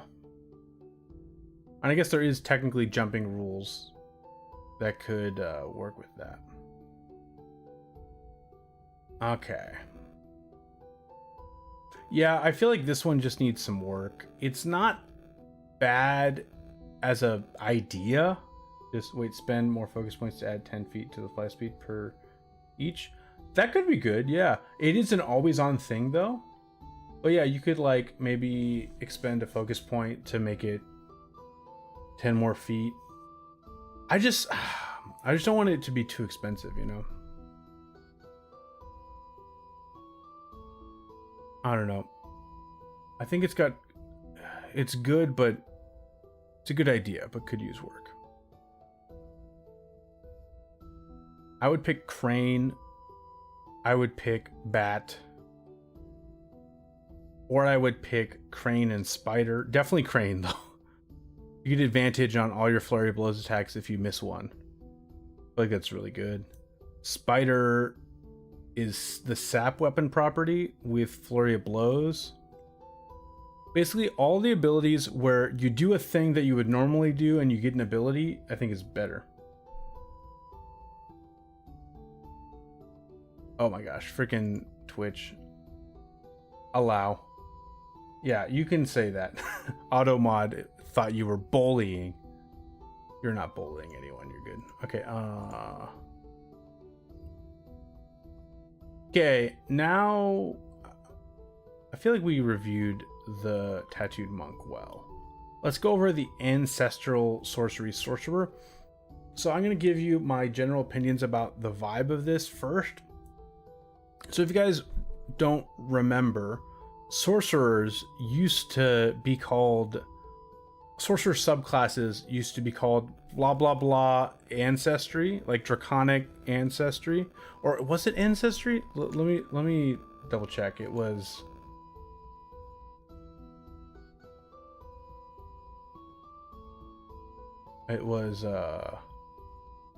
Divine Soul.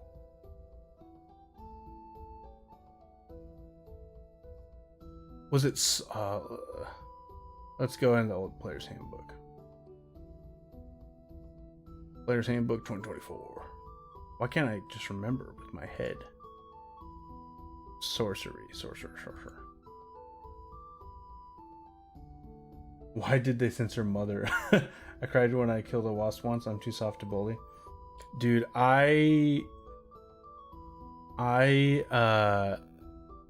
two things. First of all, I'm terrified of wasps.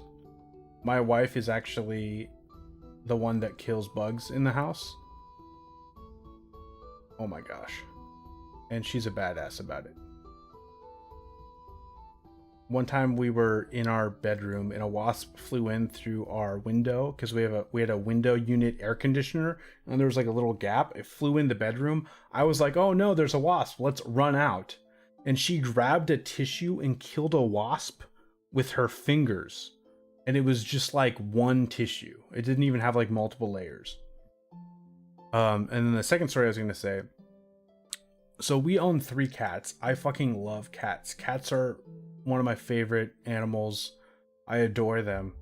One time I was driving on the highway and a fucking cat literally jumped in front of my wheel when I was going like 70 miles an hour and I ran over it and it was so sad. I was sad for like 2 weeks. Ugh. Well, I mean, unless someone messes with my friends or family, at which point I can and will convince someone they don't deserve. Oh yeah, no, I get that. No, totally. Gotta defend the family and friends.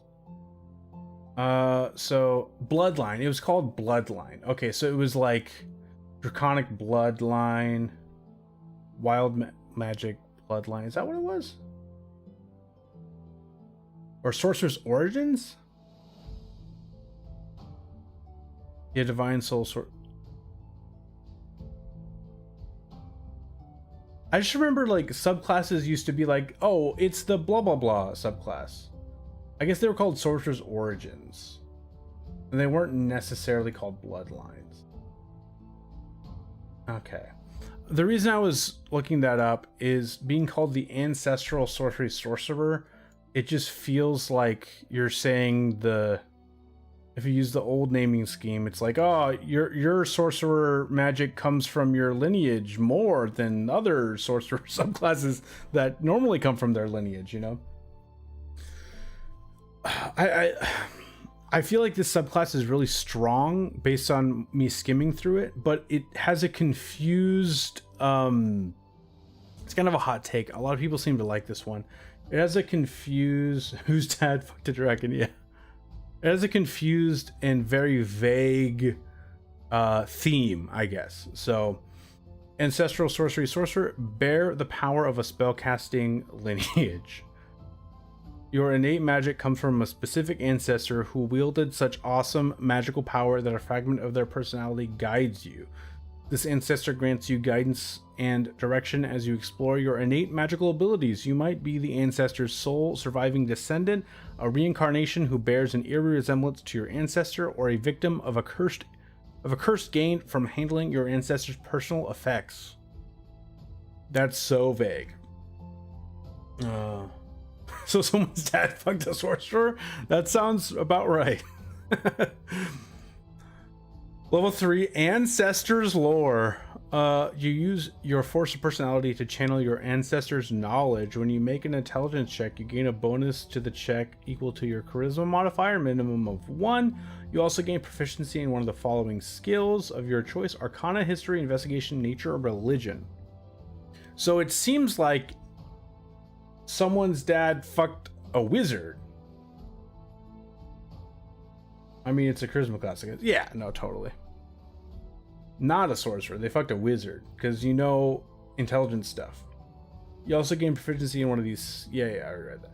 Level 3 Ancestral Spells. This is where I was like, huh? I don't understand what's happening. So it seemed kind of like, wizardy a little bit. And then all of a sudden it's like, it's a cleric, kind of. So you get Command, Guidance, Locate Object, Protection from Evil and Good, Resistance, and Spiritual Weapon. Huh? Level 5, you get Magic Circle and Spirit Guardians. Level 3, you get Divination and Locate Object. Level 9, you get Legend Lore and Yolande's Regal Presence? These are all good spells, but what's happening? It is my personal belief that the reason sorcerers exist is because of horny parts. No, totally, I agree. Level 3, Vestige of the Ancestor. So we got like a roleplay feature already. We got spell list, and now we got another feature. Choose the form your ancestor takes, which might resemble the ancestor in life or a symbolic creature. While your innate sorcery feature is active, which is the new sorcerer bonus action, they get to add +1 to their saving throw, like their attack spell save DC. And they get advantage on attack rolls with sorcerer spells. While your innate sorcery feature is active, this feature appears in a spectral haze around you. You have advantage on any ability check you make as part of the influence action. Okay. So you can sorcerer rage and be better at talking. Okay. Okay, to be fair, as a newly self-discovered bottom, beards are hot. No, totally. No, I get it. I'm a person that has a beard. I like beards, but I come from a long line of men in my family that we have very sensitive skin but thick facial hair. So if I try to shave every day, my face would be like, you know those guys that have a bunch of scars on their face from shaving? I would end up being one of those guys, and I don't want to be one of those guys. So, yeah. It is a fashion choice, but also kind of a necessity. We got, my dad has had my parents have been married for 33 years, and my mom has never seen my dad clean shaven. Okay, level 6, superior spell disruption, sorry. Your superior spell distribute. Here's a spell. No, disruption. Your ancestor's spellcasting mastery aids you in breaking spells. You always have counterspell and dispel magic prepared. Okay. So we're an abjuration wizard. While your innate sorcery feature is active, you can cast each spell without expending a spell slot. Okay. So they can't counterspell or counterspell. Oh wait, no, that's not what that means. You can counterspell. You can still counterspell it. It's more that you can cast other spells. You can do spell magic and then bonus action cast something if you want. Is more what I meant. Counterspell is already a reaction. Oh, you know what that means though? That means that you can counterspell a counterspell. I'll explain what I mean. So okay, so the new spellcasting rules are you can consume 1 spell slot per turn. I have such hypersensitive nerves. I can feel every inch of my skin constantly, and it's always itches. I can even feel my organs move. Dude, that's intense. Okay, so the new spellcasting rules are you can use 1 spell slot per turn. Because of this, if you cast counterspell, and then someone counterspells your counterspell. If you cast a spell and someone counterspells it, because you already used a spell slot that turn, you can't counterspell their counterspell. But because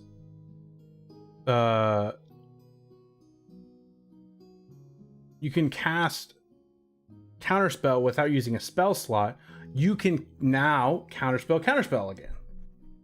So that's cool. If you cast counterspell in this way, the target has disadvantage on its Constitution saving throw. Damn. If you cast a spell magic in this way, you have advantage on your ability checks to end ongoing spells. Damn. When you cast either spell without a spell slot, you must finish a long rest before you can cast the spell in this way again. Yeah. So that is... I feel like this is stepping on the toes of the Abjuration Wizard. Let's go ahead and read the Abjuration Wizard. Again, wizards aren't struggling for being powerful, so maybe it's fine. But if you guys haven't looked at the new Abjuration wizard, they get a 10th level ability. So it happens a lot later than this, which is a 6th level ability. Spellbreaker, you always have counterspell and dispel magic prepared. In addition, you can cast a spell magic as a bonus action, and you add your proficiency bonus to its ability check. When you cast either with a spell slot, that slot isn't expended if the spell fails to if the spell fails to stop a spell. So it's very similar to Spellbreaker, but just slightly different, and I don't know if I like that. It just seems too similar to me, but that's just my take. Maybe it's fine. Despite this, I have nerve damage downstairs, so I don't even get the plus. Oh, that does suck. Dang. That sucks. Oh my god. And then we got level 14. Your ancestor's visage evokes awe or dread. While your innate sorcery feature is active, you are surrounded by a magical aura in a 5-foot emanation. Whenever a creature you can see enters the emanation or ends its turn there, you can force the creature to make a charisma saving throw. On a failed save, the target has the prone condition or has the frightened condition until the end of your next turn. Your choice. A creature makes the save only once per turn. Okay. Vitor, how you doing? Welcome. It's been a while. This was a bit personal, but hey, if I said something out of line. Oh, Derp Lord Memeing Star, you are totally fine. Don't worry about it. That is funny and interesting to me. Funny, it's not funny. I don't want to make fun of you, but I mean, like, it's funny because, you know, you have the plus side, but not the. Yeah, it's totally fine. I do not mind at all. We're all having a fun time. So yeah, this is a good defensive option. And I think I'm kind of starting to understand the theme a bit more, because you get Yolande's Regal Presence, which, if you guys don't know what Yolande's Regal Presence is, I'll read it.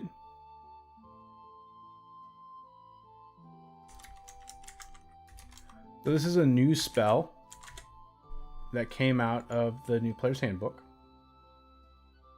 Again, I made a whole build about it with my Debuff Diva build video that you guys can check out on my YouTube channel.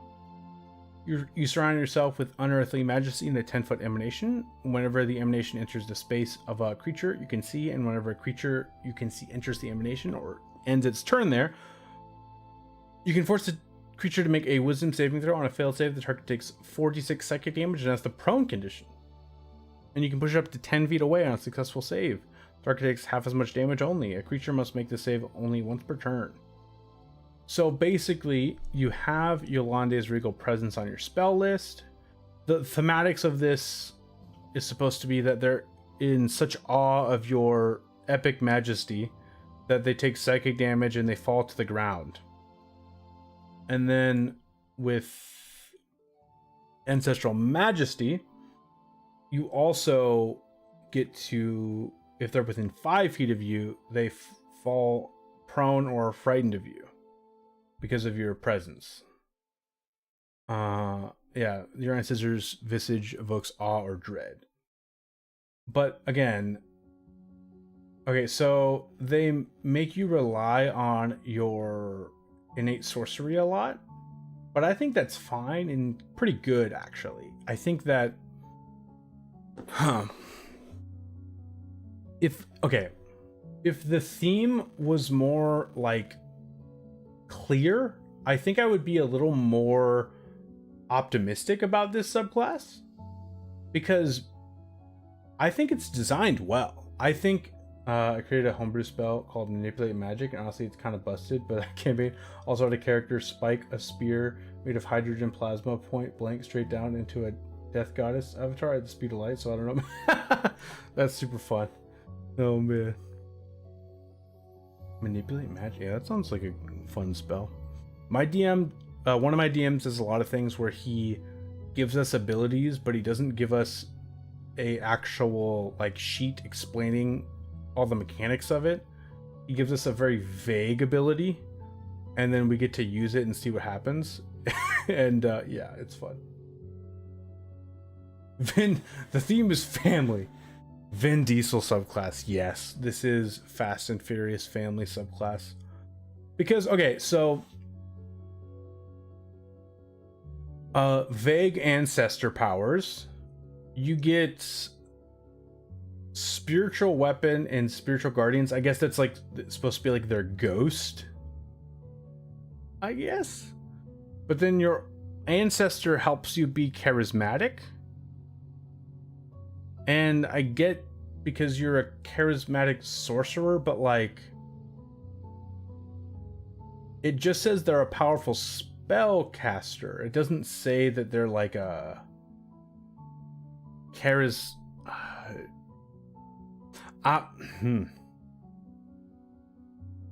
like I feel like it should be like, because all sorcery subclasses tend to be ancestries anyway. Again, in 2024, they also said that there's alternative ways to get powers now, and I feel like that's why they're being more clear with this subclass. But I feel like it would be more interesting if it was like you are the ancestor, your ancestor is a folk hero, like folk hero sorcery, or like, because you're very charismatic, you inspire awe in fear into people. Grandpa wants to get that pussy and throw hands from beyond the grave. What's not to understand? Grandpa, yeah, it could be like I feel like it's a very specific ancestor, not a vague ancestor, but they say it's vague in the subclass. I don't know. Like, I feel like this should be your grandpa was a paladin sorcery. Like, I don't, you know what I mean? I don't know. Yeah. Okay. Your grandpa was a paladin, but also you're really good at intelligence-based things, and you're really good at dispelling magic and countering magic for a reason. Like, okay, this is what it is. Your grandpa was an abjuration wizard paladin multiclass. Subclass. I don't know. A lot of people didn't have this take. He wants to throw hands. Let the man throw hands. Yeah, I should just let him throw hands. Oh yeah, I missed. There's more, guys. Shit, there's more. That's already so strong. There's a second level 14 feature and a level 18 feature. Okay. Steady spellcaster at level 14, your deep connection with your ancestor steadies you. Taking damage can't break your concentration on sorcerer spells. Just can't at all. Wait, maybe you come from a long line of various spellcasters and sorcerer bloodlines? That would make sense. That would make sense why you get a bunch of different things. And then level 18, Ancestor's Ward. Your Ancestor's Protection redirects harmful magic away from you. While your innate sorcery feature is active, you gain advantage on saving throws against spells. Once during your use of innate sorcery, when you fail a saving throw against a spell, you can choose to succeed instead. I feel like this should just be like sorcerer sorcery. Or like magic masters. I don't know. I don't know. You bear the power of a spellcasting lineage. Maybe like a long line of spellcasting. I don't know. That's just my take. But now we get something great, guys. We get a revised Hexblade. If you don't already know, when was that? That was... does it say the date on the top of UAs?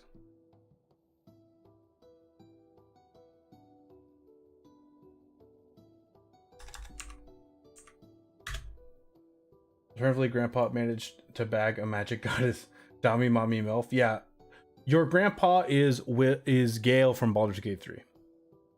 So, with the Mistra situation going on. This came out like, was it 2 months ago? 3 months ago? Not that long ago.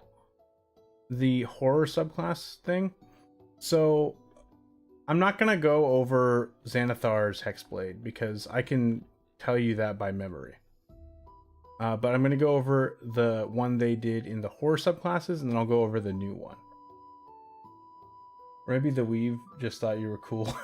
Yeah, like Weave Sorcerer. I don't know. Again, that's Forgotten Realms specific, but yeah, I feel like they could change the thematics. Okay, Warlock, Hexblade Patron. I'll just summarize what happened prior to this UA. So basically, they had the Hexblade Warlock, and this was before Pact of the Blade was good. It came out in Xanathar's Guide to Everything. A lot of people forget too, there's a bunch of invocations that were also added to the to Xanathar's Guide to Everything. So Pact of the Blade was really, really bad before Xanathar's Guide to Everything. Then in Xanathar's Guide to Everything, they added a bunch of new invocations that made it better. And then they added the Hexblade Warlock. I actually played a Pact of the Blade Celestial Warlock in a campaign, in a 2014 campaign. And with the 2024 rules, with the Xanathar's Guide to Everything invocations, it made it really not that bad. The one thing that it was lacking was charisma modifier for attacks. So I had a high dex in charisma, and I used my high dex for my weapons. But now with and then Hexblade, you didn't have to do that. But I really liked the thematics of the Celestial Warlock, so that's why I made a Celestial Warlock. Anyway, now with the updated 2024 rules, any Warlock subclass can be a blade using character, because Pact of the Blade gives you gives you charisma modifier for attacks now. You don't get medium armor and shield proficiency though, but a lot of people multi-class anyway. I multi-class into a fighter for my 2014 build. Yo, okay, so as a DM, am I wrong for letting Hexblade Warlocks use other charisma-based caster spell slots for Eldritch Smite? Rules as written, yes, but I get it. That sounds super fun. Yeah, that's technically not true rules as written, but I like that. So, Hexblade Warlock in 2014, you got Hexblade's Curse, which let you, it changed the crit range from 19 to 20. You got proficiency in with a bonus action. You get applied on things. You got a pretty good spell list. You got proficiency in medium armor and shields. You got to use your charisma modifier for attack rolls. Later, you got Armor of Hexes, which basically, I think you rolled a d4, and if you hit a certain number, attacks would just miss you. You got a 6th level feature called, I forget what it was called. Oh yeah, something Spectre, a Cursed Spectre.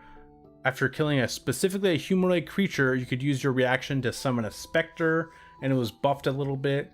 Pretty good, but like very situational, because you specifically had to kill a humanoid creature. You couldn't do it on someone else's. And then, because of the new Warlock being added in 2024 rules with a better Pact of the Blade, they were like, shit, how are we going to redo the Hexblade Warlock? Am I weird for letting people use... other charisma caster slots for others? I read your message on Twitch. I don't think so. It's wrong. It's incorrect ruling, but it's fun. It's a fun homebrew. I think that's a fun homebrew. I like that. So, okay, I'm going to go over this. So this is the unfortunate thing they did with the horror subclasses. They made Hexblade Warlock fully reliant on the Hex spell. So basically, Hexblade's Curse was changed. You can cast Hex without expending a spell slot a number of times equal to your charisma modifier, minimum of once, and you regain all expended uses when you finish a long rest. When you cast Hex, a spectral weapon resembling your patron orbits the cursed target. And you got a bunch of Hexblade maneuvers, and it's things you could do to the target that you have Hex on them. Also, specters don't get an afterlife, dude. Yeah, no, totally. We had to roleplay that in one of my games. So you get Draining Slash, Harrowing Blade, and this Mark thing. I'm not going to go over every ability because this is the old version. Thank you. I searched Slat and this stream was the only thing that came up. How you doing, Tibural? So, do you play D&D? I know Schlatt doesn't play D&D, but I'm going over D&D stuff. The reason I have Schlatt as a tag is just I like Schlatt as a streamer. So yeah, sorry if you don't play D&D. I'm on the Schlatt Reddit. Are you a femboy? If you know the Schlatt Reddit, you'll understand my joke. Anyway, we got... I always wanted to get into it. Well, welcome. So, we're going over the most nerdy, not introductory thing that you could get into for D&D. Oh, I know what he did in 99. I know what Schlatt did in 99. I saw the effects of it too when I visited New York. I was shocked. Okay, so yeah, so basically everything is tied to hex spell. None of these abilities work except on your hexed target. Same with the level 6 feature, level 10 feature, and the level 14 feature. So you have to be concentrating on hex for any of these abilities to work. I will say that because of that, the Hexblade spells, none of them are concentration spells besides hex. So that was well designed. But so we got like magic weapon, shield, wrathful smite, conjure barrage. Dude, imagine the threats, especially with Cloak of Flies. I know you don't fear death, but what if I told you I could make sure you didn't come back? No, totally. Then we have what is it? What is it? We got the new version of Hexblade. And yeah, I'll read. We're now going over the new version. So we got Hexblade Patron Warlock. Forge a pact with a cursed blade. You've made a pact with a sentient magic weapon, and the cursed forces contained within its blade. Such a weapon could be the sword sheathed at your side, or it could be a manifestation of an infamous magic weapon like Black Razor or the Sword of Kos, projecting its power to further its legend. To those willing to follow this weapon's whims, these inscrutable patrons offer the power to bestow malignant curses, deliver punishing blows, and bolster the wielder. So we get Hexblade spells. They all seem the same. Let me double check. So you didn't get bestow curse before, and you don't have dispel magic anymore.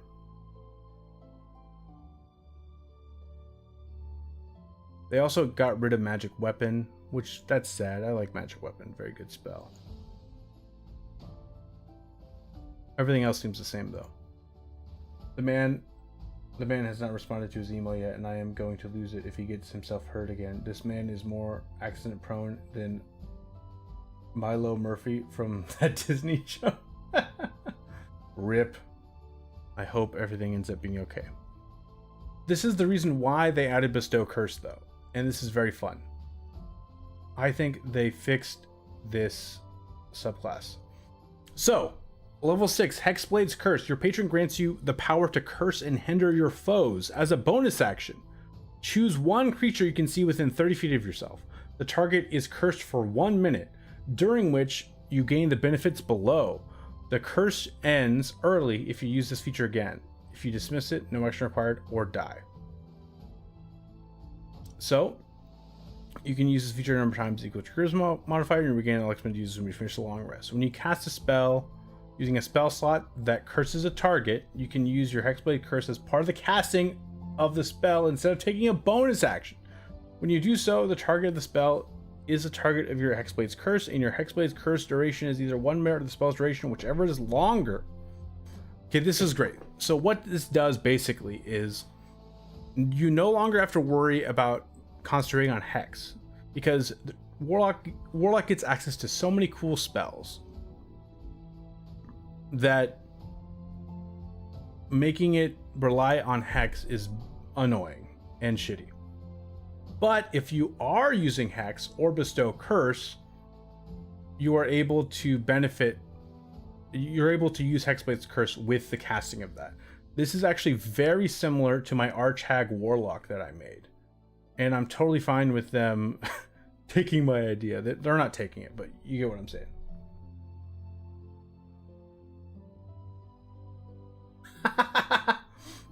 If I gave you $5, would you run through every magic item in the 2014 rules that you have access to? I have access to most of them. I can't today. Unfortunately. Maybe another time though. I'll if you go on my Discord, maybe you could convince me. But yeah, thank you for the offer though. Yeah, I'm just getting tired and I gotta record a YouTube video later. So you can cast so you can Hexblade Curse your Hex target or your bestowed Curse target, and these are the benefits you get. Hungering Hex. What about $10? Nah, I can't. Sorry, man. I'm just getting rolled. This stream is gonna be long anyway, and I just don't have time today, unfortunately. Okay, Hungering Hex. When the target cursed by your Hexblade Curse drops to 0 hit points, you regain hit points equal to 1d8 plus your Charisma modifier. That's fun. If I go past 10, I can't get groceries this week. Oh man, you should keep your money then, man. Thank you so much for the offer though. So you get a nice little healing ability. This is similar to the Fiend Warlock, but it has to be your Hexblade Curse target. Get a Cursed Shield. While you aren't wearing armor or wielding a shield, you gain a +2 bonus to AC while you are within 10 feet of the target cursed by your Hexblade Curse. Okay, so this Hexblade does not get access to shields and medium armor, but you get +2 bonus to AC while you're within 10 feet of your Hexblade Curse target. That's one thing that's weird about this though, is Warlocks do get access to light armor. So they didn't think about this. They didn't think this through. Okay, so think about this, guys. So you are a Warlock. I'm gonna go make a Warlock real quick. Real quick. I just want to do a thought experiment real quick. Okay, let's say you're a Warlock. And let's say you are let's go with level 10. Or no, let's go with the lower level to make it simpler. Let's go with 3rd level. Okay, you're level 3. Your ability scores, let's say you are point buy. Let's say you go the max charisma, you go the max dexterity. Let's not give a shit about the other abilities. And let's say you have leather armor. Okay, add certain equipment. Background, you have whatever background gives you the most dexterity, just for the sake of simplicity. Give me that dex. Okay, so let's say you have what am I missing? Why can't I complete this equipment? Okay, I need to activate these. Nah, that's good. Oh, species, you're just a human, I guess. I don't know. Okay, so you're a Warlock. You have a 17 dex, which is a little generous. You put on your leather armor. Your armor class without leather armor is 13.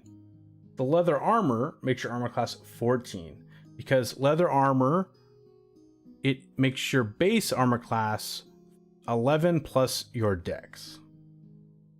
Okay, so Without armor, you're 13. With armor, you are 14. Okay. So this ability is giving me a +1 AC. But only to my Hexblade, but only if I'm within 10 feet of my Hexblade target. Let's say, for argument's sake, you got a lower dexterity. Let's say you're rocking a 13 dex. Okay, the leather armor will make it's still +1. Yeah, I don't know.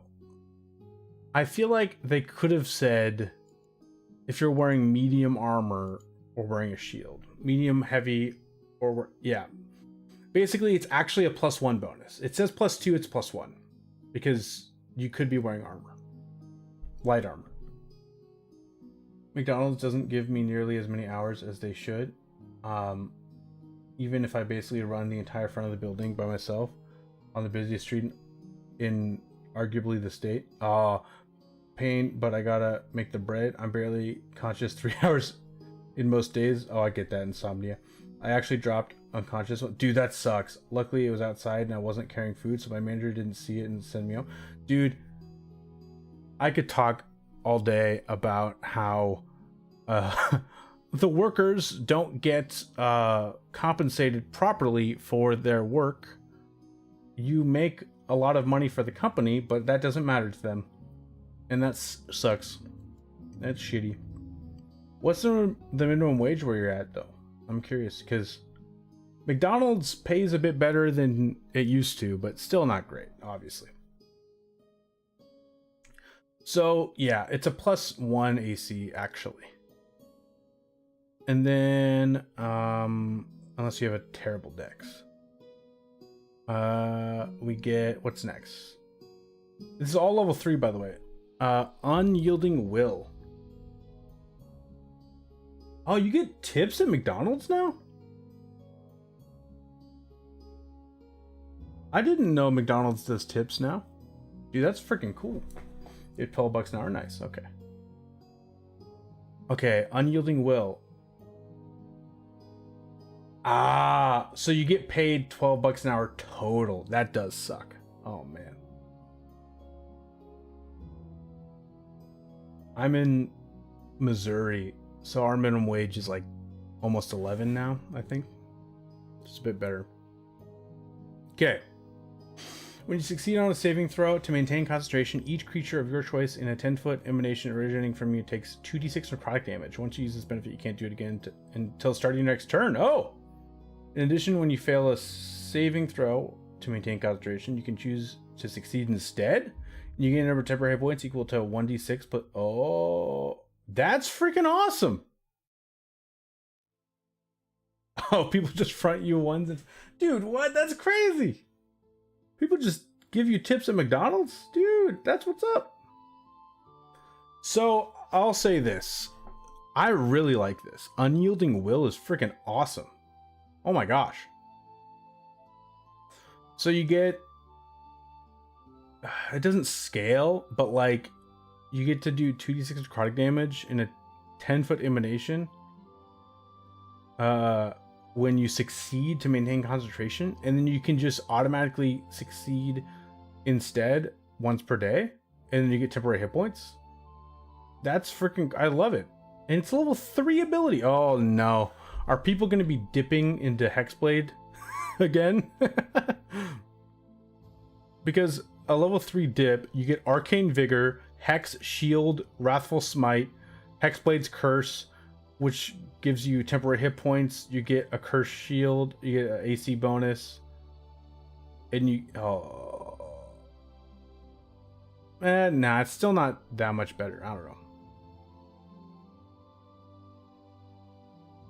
Didn't have customer service, man. I snapped my finger sideways a bit opening a door for someone once and they never knew. Oh wow, just cracked it back and it was better the next. Dude, that's intense. Okay, level 6, Malign Brutality. Your patron's might furthers your bloodlust, granting you the following benefits. Harrowing Hex. After you cast a level 1 plus spell that has a casting time of an action, you can make one attack with a weapon as a bonus action. Okay, cool. That's kind of like the old Eldritch Knight ability. I like it. Okay, Hindering Curse. When you hit the target cursed by your Hexblade Curse with an attack roll, the target has disadvantage on the next saving throw it makes before the start of your next turn. Okay. Wait.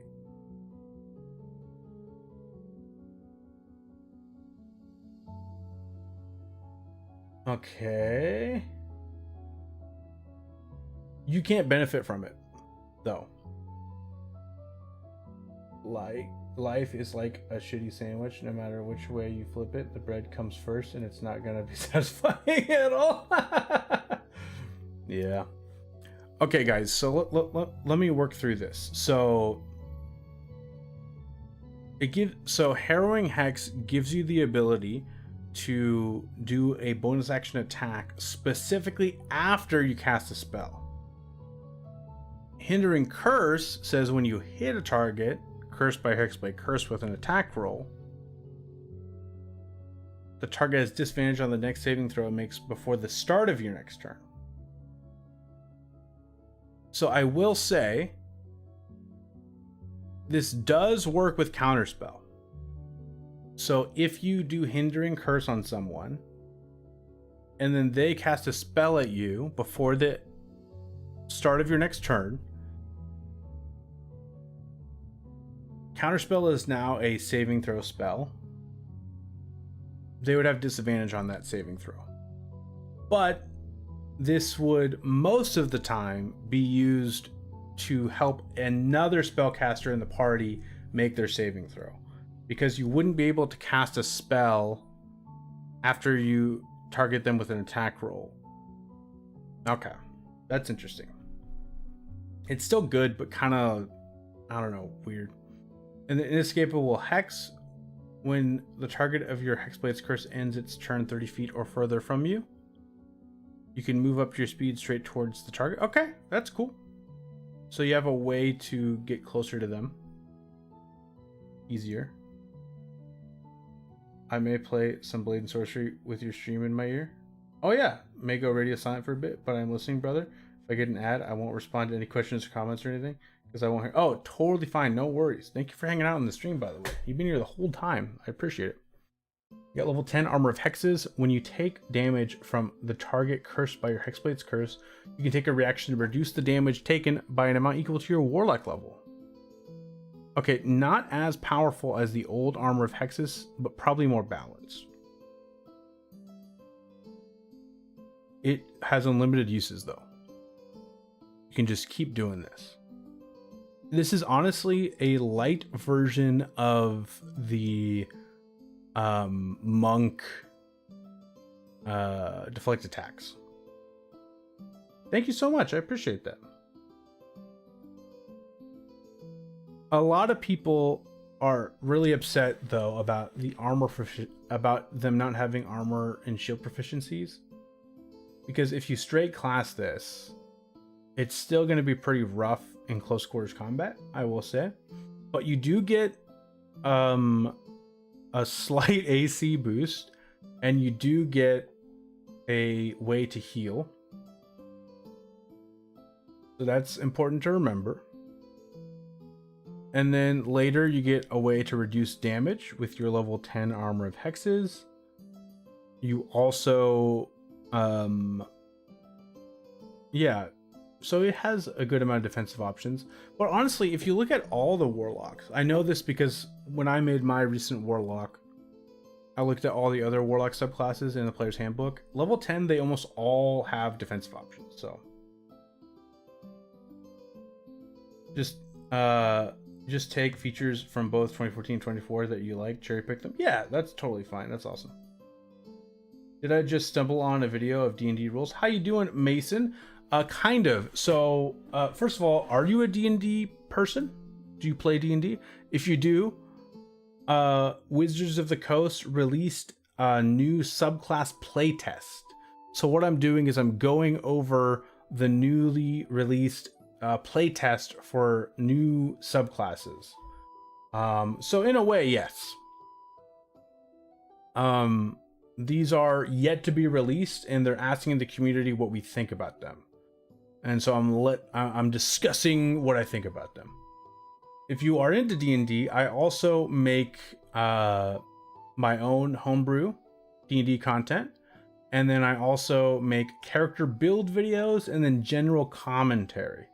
Also, when Baldur's Gate 3 originally came out, I made a bunch of videos on that, if you like Baldur's Gate 3. So yeah. If you like that sort of stuff, then welcome aboard. I played D&D, and last night I ran our first Daggerheart game. Dude, that's awesome. I haven't played Daggerheart yet, but I have been consuming some content on it. It looks super fun. I am a Critical Role fan. I listened to all of Campaign 2.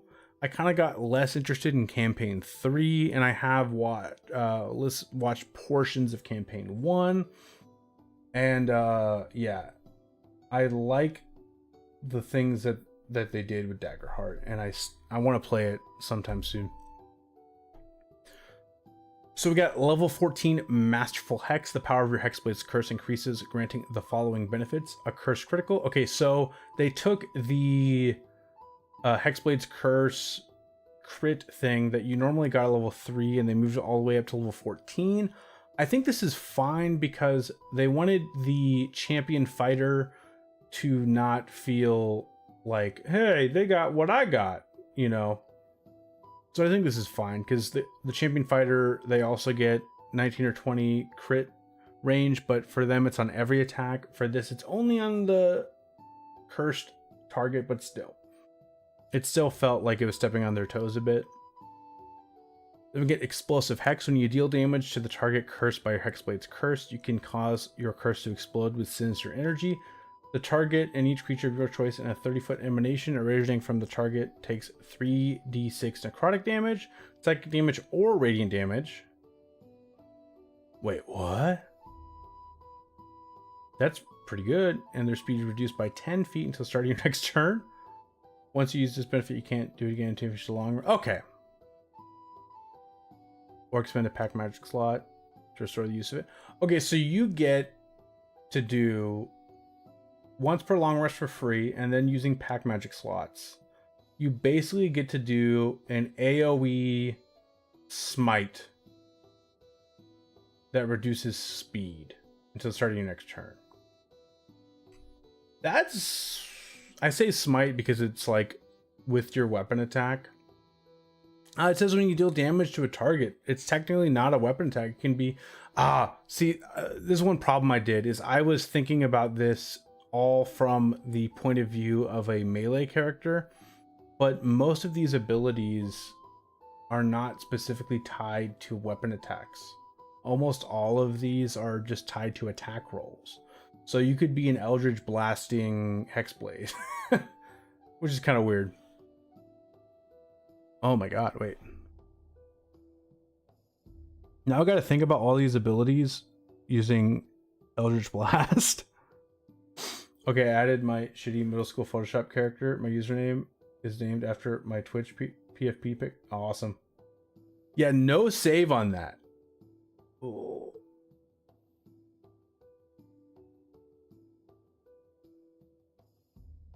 Okay, so yeah. So you're Eldritch blasting away.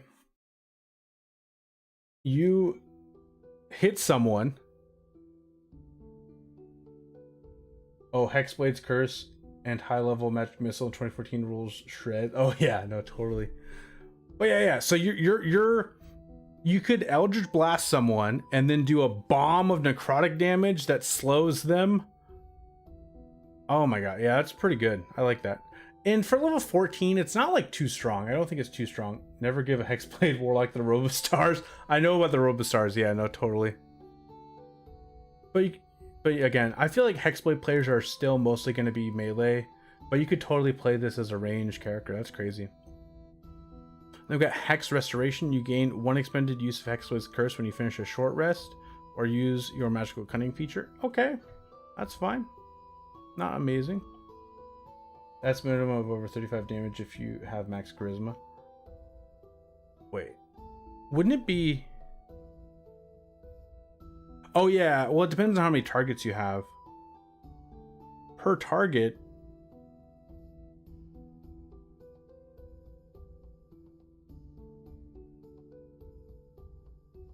It would be more 13 damage. But if you have 3 targets, it would be... No, if you have 2 targets, it would be closer to that for sure. Yeah, if it's 2 targets, it would be around 30. So yeah, and you can choose Necrotic, Psychic, or Radiant. I forgot that. I kept saying Necrotic, but no, it could be... And it's on Magic Missile... oh, I'm thinking single target. Yeah. Oh man, that's a cool ability though. I like it. Ooh. Okay, so now we're gonna go over the wizards. So I'll say this: I think that if they release this warlock as is, I'm pretty okay with it. I want them to fix is the wrong word.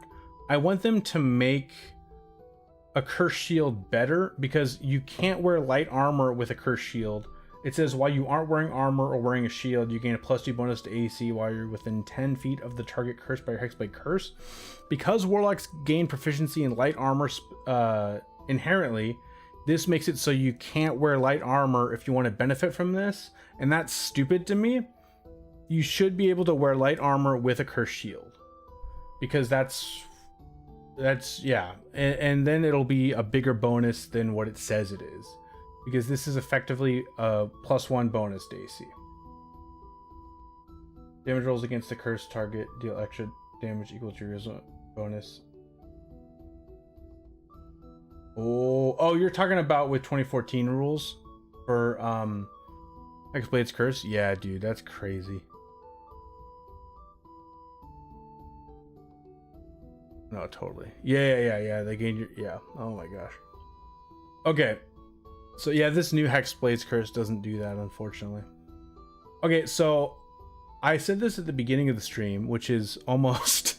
I've been talking a long time, guys. It's been almost 3 hours. So my take on 2014 Wizard is that they made the base class pretty strong, and so the subclasses they didn't do much with. I felt like the subclasses made it so that because there wasn't a lot going on with them, they didn't feel as flavorful. But because the base wizard can do so many things, it's hard to make the subclasses flavorful. With the 2024 rules, I feel like they definitely made the subclasses a lot more flavorful, and I like that.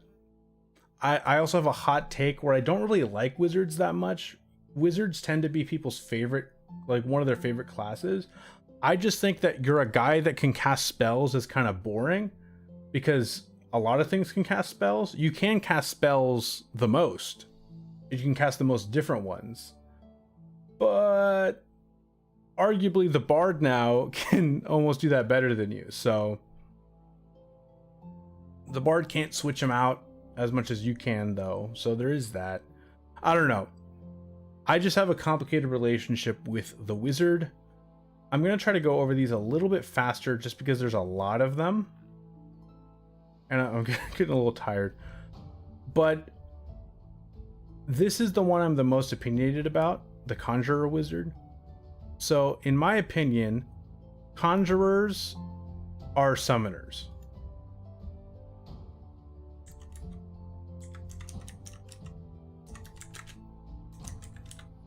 But that's not Watsy's opinion.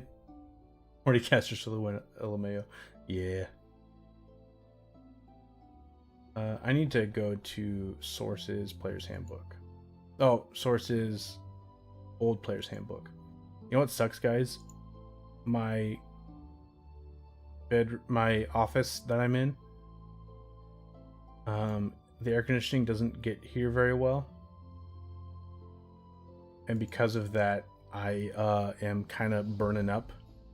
But if I turn the fan on, it'll make the audio quality worse. So that sucks. Anyway, so yeah, Conjuration Savant, we won't talk. I'm going to very briefly kind of skim this. So the old Conjuration Wizard, you got the normal Savant feature.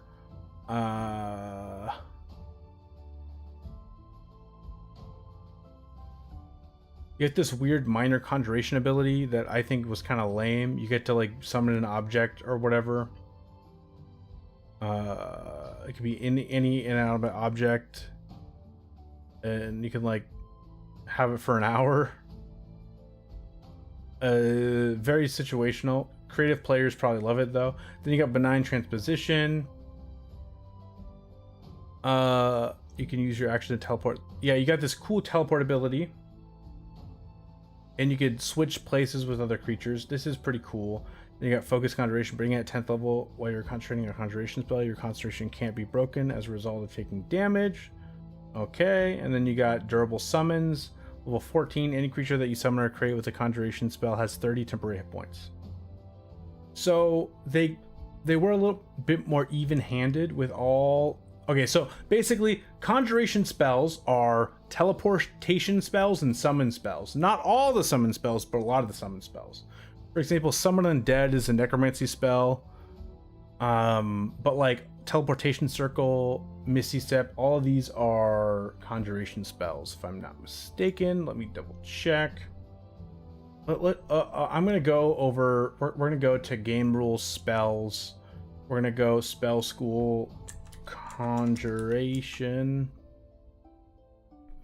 and we're gonna go by level. I'm just gonna skim through it just so we get the basic idea. Acid Splash is conjuration, which I didn't think about that. Mage Hand, Poison Spray, Produce Flame. You're basically summoning things into existence. Arms of Adar, Ensnaring Strike, Entangle, Find Familiar, Floating Disc, Fog Cloud, Goodberry Grease, Hail of Thorns, Ice Knife, Tensor Floating Disc. You're summoning things that weren't there before. Cloud of Daggers, Find Steed, Misty Step, the first teleportation spell, Summon Beast, Vortex Warp, Web, Call Lightning, Conjure Animals, Conjure Barrage, Hunger of Hadar, Spirit Guardians, Summon Fae, Thunderstep, Conjure Minor Elementals. Wait, Conjure Minor Elementals is conjuration. I didn't even think about that, yeah. It literally has Conjure in the name. Giant Insect. So yeah, basically it's teleportation and summoning spells. Almost all the summoning spells. Yeah. And that's about it. It's also spells where it's not technically a summon, but like you made something happen. Like Hero's Feast is conjuration. Summon Fiend, Tasha's Bubbling Cauldron. Blade of Disaster Gate. Wish is conjuration. Because you're conjuring a new effect. So these all make sense to me, but anyway, they made the new conjuration wizard the teleporting wizard. We have so many teleporting subclasses, and they're like, you know how the other 2014 version was pretty balanced, where it had one teleportation thing, it had one summoning thing, it had one thing where it summoned a random object. This is, you're a teleporting wizard, and I guess you kind of have a benefit to summons. So step across space and call creatures from thin air. You consider distance and matter to be flexible guidelines rather than physical laws. Conjurers harness the power of magic that moves creatures instantly through space and summons creatures to fight on their behalf. So benign transposition is now available at a lower level, and the distant transportation and quick teleportation features improve it. Conjuration Spot now gives you free conjuration spells to add to your spell book. Yeah, that's good. That's all the wizard spell subclasses are doing that anyway, though. Durable Summons is now available at a lower level, and temporary hit points grants are based on your wizard level. Okay. So, benign transposition, a magic action, you can teleport to 30 feet to an unoccupied space that you can see. Alternatively, you can choose a space within range that is occupied by a medium or smaller creature. If that creature is willing, you both teleport, swapping places. Once you use this feature, you can't use it again until you finish a long rest. You can also restore your use of it by expending a level 2 plus spell slot. No action required. Okay. I am okay with this ability existing. You also get Conjuration Savant, but the old wizard also got Minor Conjuration. I don't care about this ability, and I think it's kind of lame, actually. Again, they only got one ability. They changed Benign Transposition from being 6th level to 3rd level. That's also fine. But I want the Conjuration Wizard to be the best summoner in the game. It's not. Because then you get Distant Transposition at level 6. So the level 6 feature is, hey, you know how you got that teleportation feature at level 3? Let's make it better. The range of your Benign Transposition feature increases to 60 feet. Additionally, you regain expended use of it when you finish a short or long rest. Okay. Oh, but level 6 you also get durable summons. Okay, cool. Okay, so you get one feature for summons. When you cast a conjuration spell to summon or create another creature using a spell slot, that creature gains temporary hit points equal to twice your wizard level when it first appears. So 12 extra hit points at this level. That's kind of lame to me. That's not very high. Then level 10, Focus Conjuration. Taking damage can't break your concentration on conjuration spells. That's fine, but Level 14, you can use Benign Transposition as a bonus action. You can also use Benign Transposition as a reaction when a creature you can see makes an attack roll against you, but only to swap places with a willing creature. The creature that swaps places with you becomes the target of that attack instead. I want 2 level 6 features that have to do with summoning. And one of those level 6 features needs to be you are able to summon some sort of summon spell without concentration. The reason why that is there is the Fey Wanderer Ranger, the the Shadow Sorcerer that was in the Forgotten Realms playtest, or no, is in the Horror Subclasses playtest.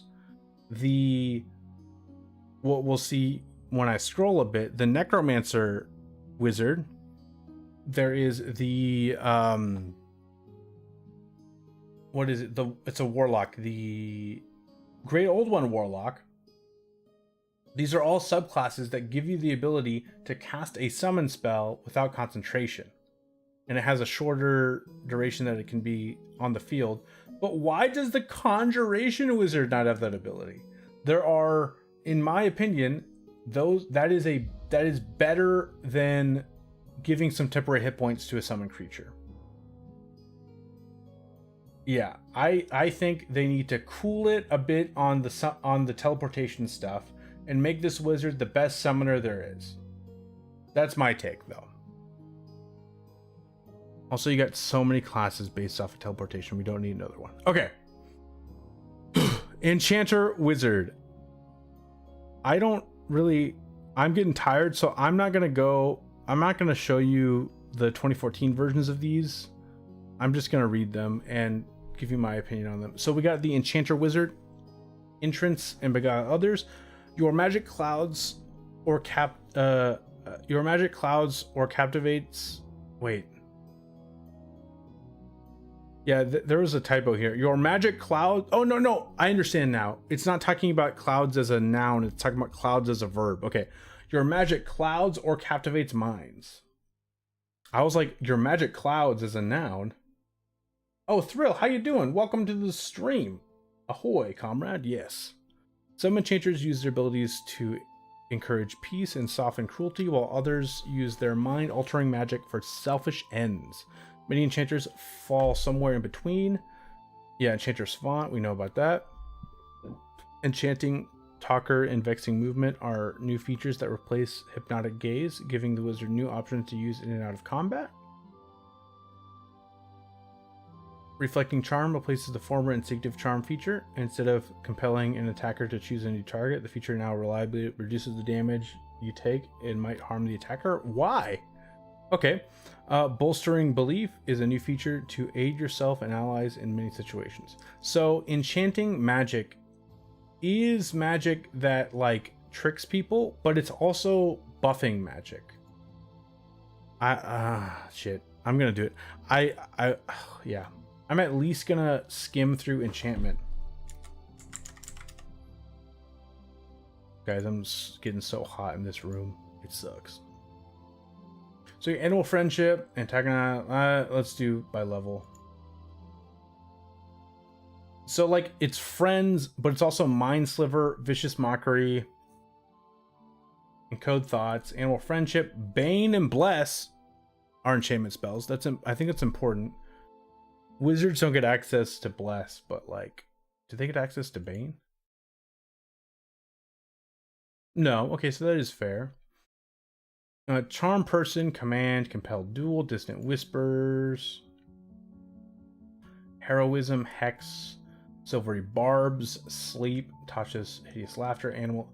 Yeah, so it is stuff that like tricks people, but it's also some buff spells. So I've had to fix PC and get a new monitor. RAM went bad and ultra wide backlight went. Oh, that sucks. So I got a better RAM and ordered a new MSI ultra wide, and MSI sent a better monitor than I ordered. Oh, that's awesome. I got an ultra wide myself, so that sucks that you have to deal with that. Oh man. But yeah, I guess to be fair, most of these spells are kind of tricksy spells. Okay. That being said, let's continue. When you make a charisma check, you gain a bonus to the check equal to your intelligence modifier. You also gain proficiency in one of these skills: deception, intimidation, or persuasion. Okay. Yeah, enchantment, and you get enchantment savant. You basically get to pick enchantment spells for free. I ordered a 144 hertz monitor and they sent me a 180 hertz. Dude, and those hertz can add like hundreds of dollars. So that's freaking awesome, especially on an ultra wide. Vexing movement. Immediately after you cast an enchantment spell using an action and a spell slot, you can take a bonus. You can take both the disengage and dash actions as a bonus action. Why? Okay. You gain this bonus action number of times equals to your intelligence modifier. I guess it's like you trick. I don't know. Huh. I guess you're being tricksy and you confused anyone next to you and it made you faster for some reason. Yeah, that is a happy little accident. That's awesome. Oh man. And I got reflecting charm. When a creature within 30 feet of you that you see hits you with an attack roll, you can take a reaction to reduce the damage you take by half, rounded down. And you can force the attacker to make a wisdom saving throw against your spell save DC. On a failed save, the attacker takes psychic damage equal to half your wizard level plus your intelligence modifier. That's pretty good. Once you use this reaction, you can't do so again until you finish a long rest. Okay. When you cast an enchantment spell such as Charm Person that can be cast with a higher level spell slot to target another creature, increase the spell. Okay, so twin spell on enchantment spells, basically. Bolstering belief. Your enchantments fortify your allies' bodies and minds. You always have power word fortify prepared. With this feature, you can cast the spell without expending a spell slot, and each time target of the spell has advantage on saving throws to avoid it in the charm and frightened condition, while it has temporary hit points granted by this spell. Okay. Once you cast the spell with this feature, you can't do so again until you finish a long rest. I think this is a good subclass. Just some of the features are kind of don't really make sense to me, but on paper, I think it's good. Yeah. Okay, necromancy. This is a fan favorite. People love the idea of a necromancer, not necessarily the actual necromancer, though. You know, I've been going for 3 hours straight. I'm gonna take a little break, guys, so I'll be right back, okay? I need some water and something to cool off. I'm getting hot in here. So I'll be right back, okay?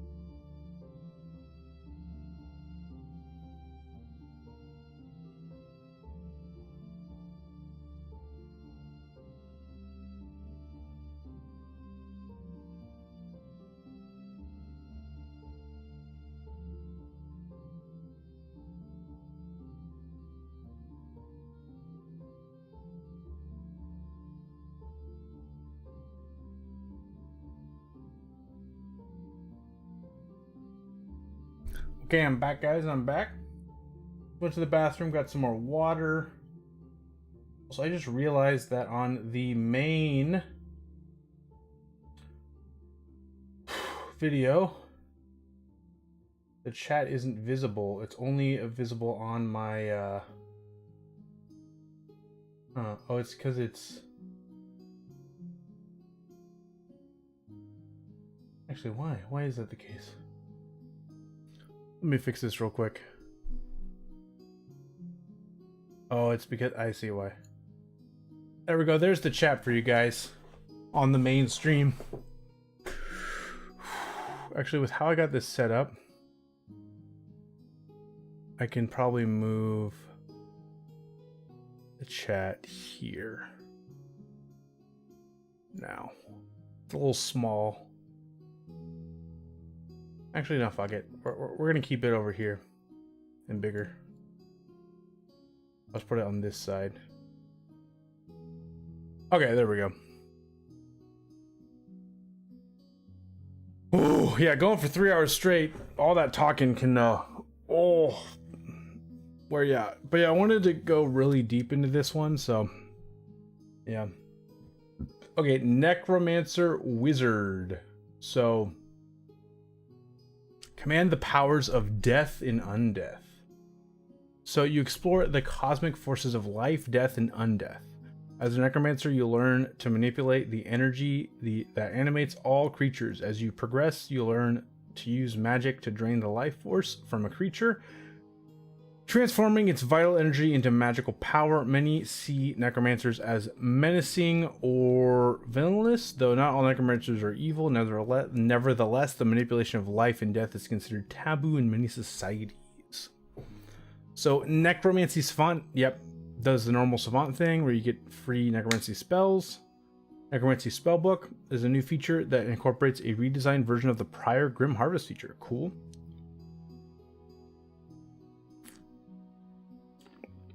Grave Power, Undead Secrets, and Death's Master are new features. This is one I didn't read at all. So, yeah. Undead Thralls has been redesigned to utilize the Summon a Dead spell. Okay. I like that spell. A lot of people don't like the quote-unquote Tasha summons. I actually like them a lot.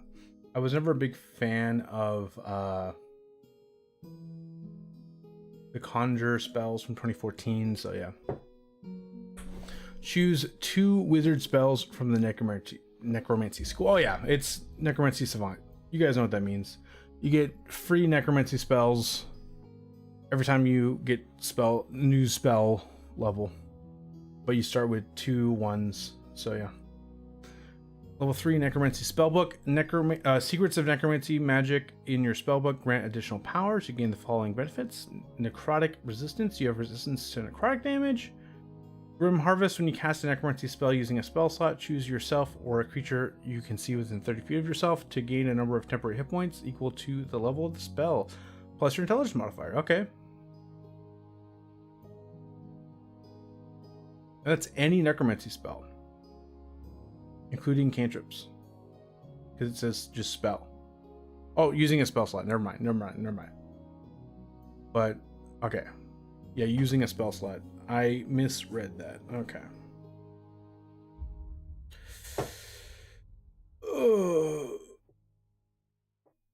Okay. I got level 6 Grave Power. You have discovered more necromantic insights and inscribed them into your spellbook. While holding your spellbook, you gain the following benefits: Grave Resilience.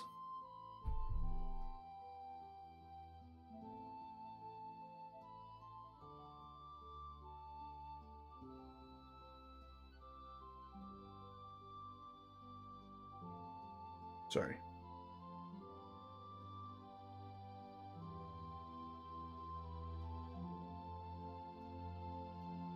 Texting the wife.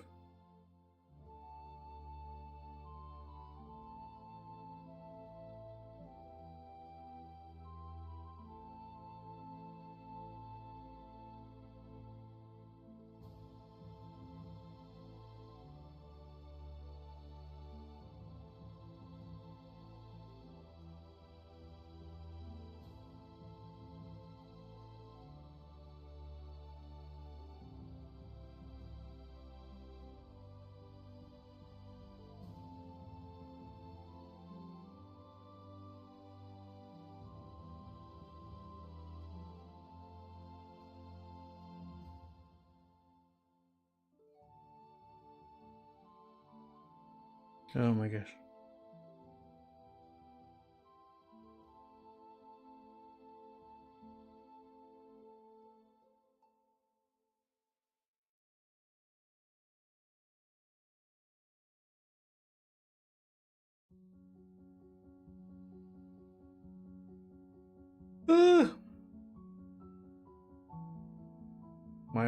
My wife is out of town and I didn't text her, and she's like, "Are you dead?"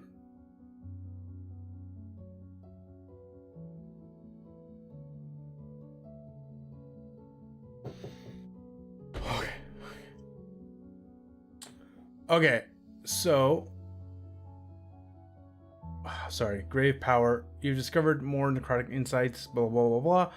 You can use arcane recovery. When you use arcane recovery, your exhaustion level, if any, decreases by 1. That's decent. Then overwhelming necrosis damage from your wizard spells and wizard features ignore resistance to necrotic damage. Okay.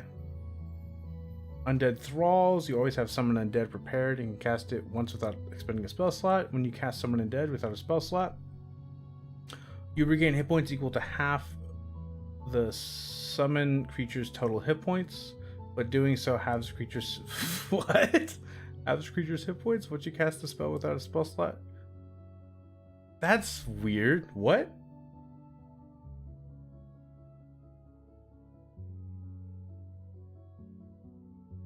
What are they doing? What are they doing with the Necromancer? I'm confused. The thing is, the thematics of the Necromancer is you having an army of undead. You have one undead, and when you summon it, you can give half of its health to you.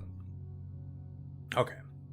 Level 10, you learn more secrets about the nuances of life and death. When you finish a long rest, you can expend level 4 plus spell slot to protect yourself from death until you finish a long rest the next time. Okay, yeah. So you get relentless endurance. You get the, what was it? What subclass was that? You get the 18 feature of the Ancestry Wizard, basically, but it's a little worse. But you get it earlier. Okay. Cool. In addition, though, there's a second feature.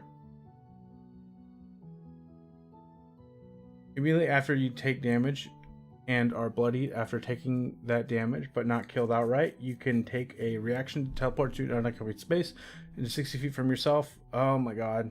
And each creature within 10 feet of the space you left more teleportation. It's 2020. It's the 2024 rules. We like teleportation.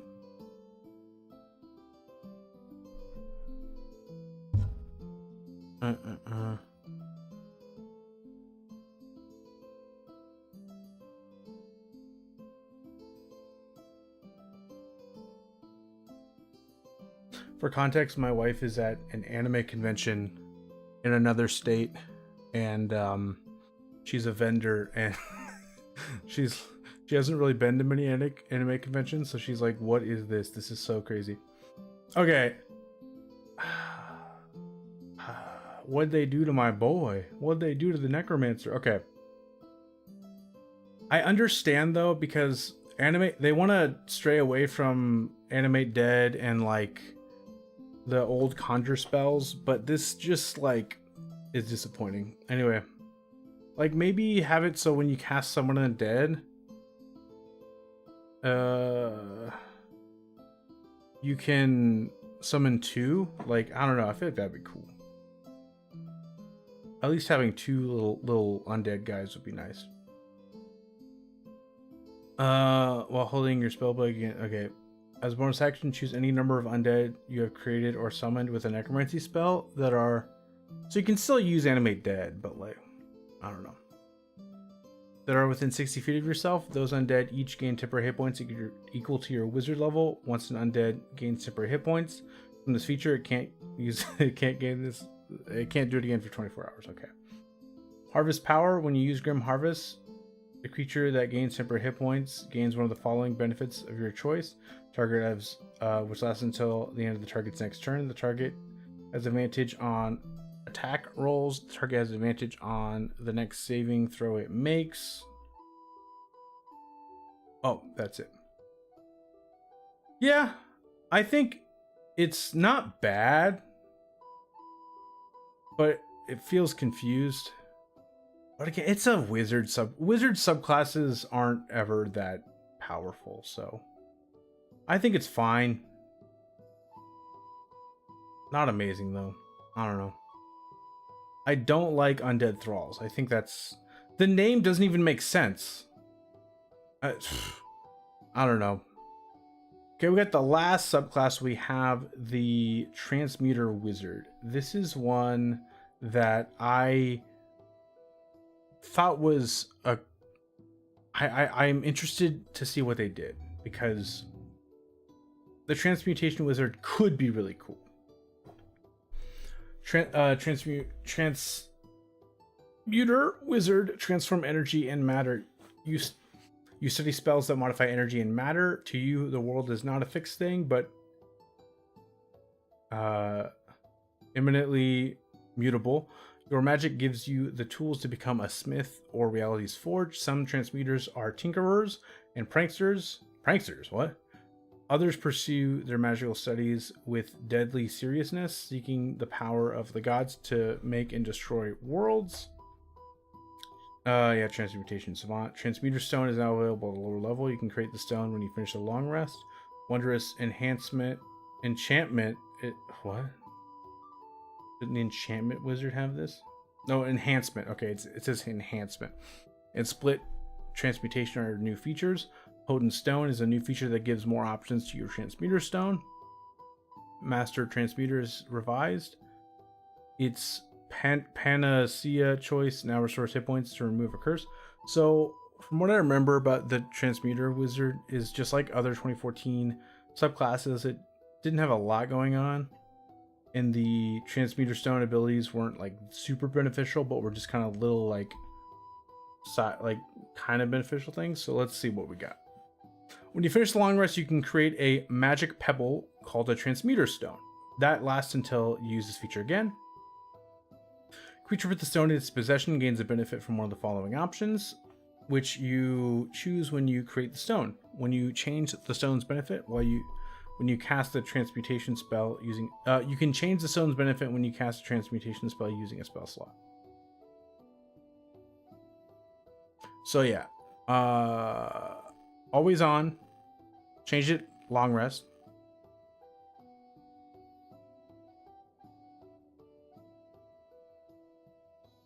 But if you cast a transmutation spell at any time, you can also change it, as long as the spell uses a spell slot. Cool. But these are the options. There's only 4. You gain dark vision to range of 60 feet or increases the range of its dark vision by 60 feet. Okay. Speed. The bearer's speed increases by 10 feet. Okay. Durability. The bearer gains proficiency in Constitution saving throws. That's pretty good. That's the default that I'm putting on mine if I'm a Transmuter Wizard. Resistance. The bearer gains resistance to acid, cold, fire, lightning, poison, or thunder damage. Your choice each time you choose this benefit. Okay. I like that you can switch it out. I don't think you could do that in the old one.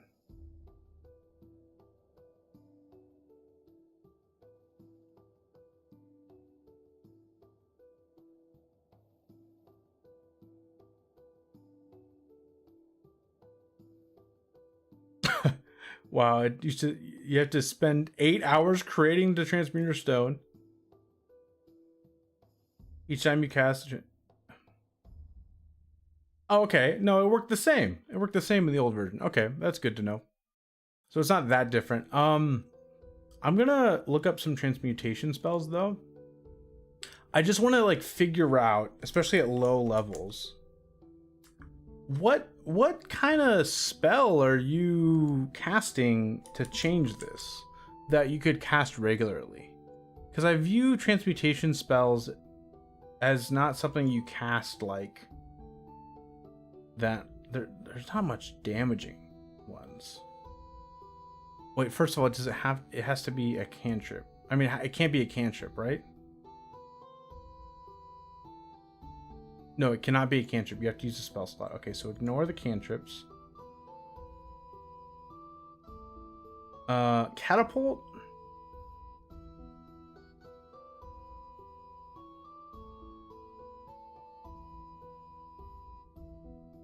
Featherfall, jump, long strider.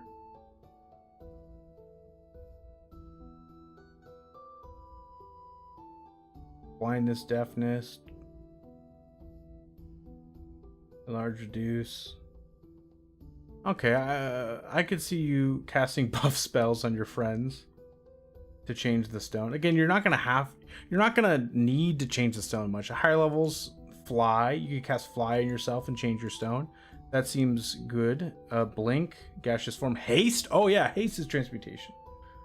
Okay, yeah. Like I could see, like, imagine if you're in a situation where you need to get out. You can cast haste on yourself and increase your speed by 10 feet. I have a homebrew transmutation spell for one specific artificer, and it's called Recalibrate Reality. It's an anti-wish, anti-warp reality thing. Oh, that sounds cool. I like that. Nice. So I'm assuming it's like a reaction spell or something. I like that. But yeah, you could do something like cast haste on yourself and change your speed by 10 feet. You could also cast haste on yourself and make sure you have gain proficiency in Constitution saving throws. You could cast, yeah. There's creative things you could do with this. Okay, Wondrous Enhancement. You always have enhanced ability prepared and you cast it without a spell slot. You gain the ability to cast it in this way when you finish the long rest. I don't think wizards normally get enhanced ability too. That sounds like a not wizard spell. No, I'm wrong. Oh wow, even sorcerers get it. Never mind. It just feels like a cleric and bard thing. Targets of your enhanced ability also have advantage on saving throws using the chosen ability. Oh my gosh, that's actually really good. Oh wow. I love that. Oh shit. But how long does enhanced ability last? 1 hour. It is concentration, but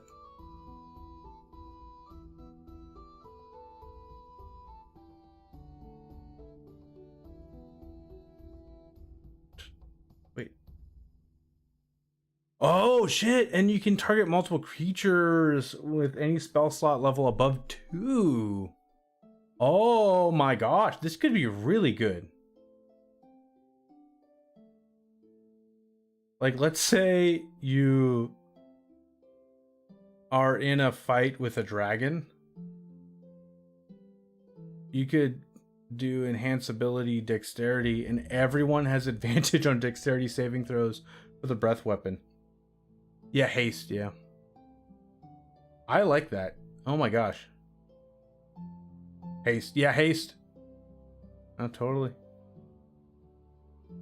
Okay, we have level 6 split transmutation. When you cast a transmutation spell such as fly, that can be cast at a higher level spell slot to target an additional creature. Also, enhance ability qualifies for this. Increase the spell's effective level by 1. Okay. You can use this feature a number of times equal. Okay, yeah. This works well with the enhance ability thing. Oh my gosh. This is the saving throw king. Like, you could have your Transmuter Stone give you proficiency in Constitution saving throws, and then have enhance ability, and then be concentrating on enhance ability, dexterity, have advantage on con and dex saving throws.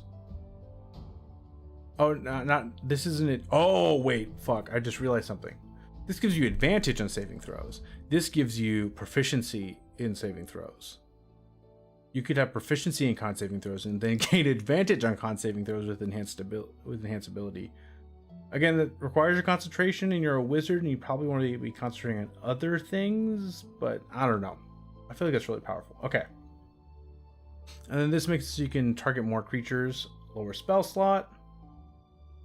Potent Stone, your Transmuter Stone is more versatile. You can choose up to 2 options when you create your Transmuter Stone. You can choose each option You can choose each option other than resistance only once. You can choose resistance twice. You must choose different damage types. You can change either one. You can change either or both benefits when you cast a transmutation spell. Okay. I feel like there still needs to be more options though. Dark vision, speed, durability, and resistance. Like, I feel like I would most of the time have speed and durability on. Dark vision is very situational. If I'm a human, I'm using this. Not many other situations. The 2 damage types is also pretty good. Okay. And you can change. Okay. I like this. This is my favorite out of the 4 so far. Okay, Master Transmuter, level 14. As a magic action, you can consume the reserve of transmutation magic stored in your Transmuter Stone to choose one of the following benefits. After using your Transmuter Stone in this way, it crumbles to dust. Okay. Panacea. The bearer regains a number of hit points equal to twice your wizard level and ends a curse, including the target's attunement to a cursed item. Okay. Interesting. Restore life. You can cast Raise Dead without a spell slot using the stone in place of the normally required material components. Restore use. The bearer permanently appears 3d10 years younger to a minimum of young adult. Okay. It says they appear though. It doesn't say they actually are. Like their lifespan is probably still the same. Interesting. But then, what does it require to conjure this? Okay, so basically you can do any of these 3 abilities, and then you have to wait for a long rest to get your stone back. But remember, if you use your stone, you also lose your 2 Transmuter Stone abilities that you have on your person. Also, you can give this to other people as well. So that's something to keep in mind.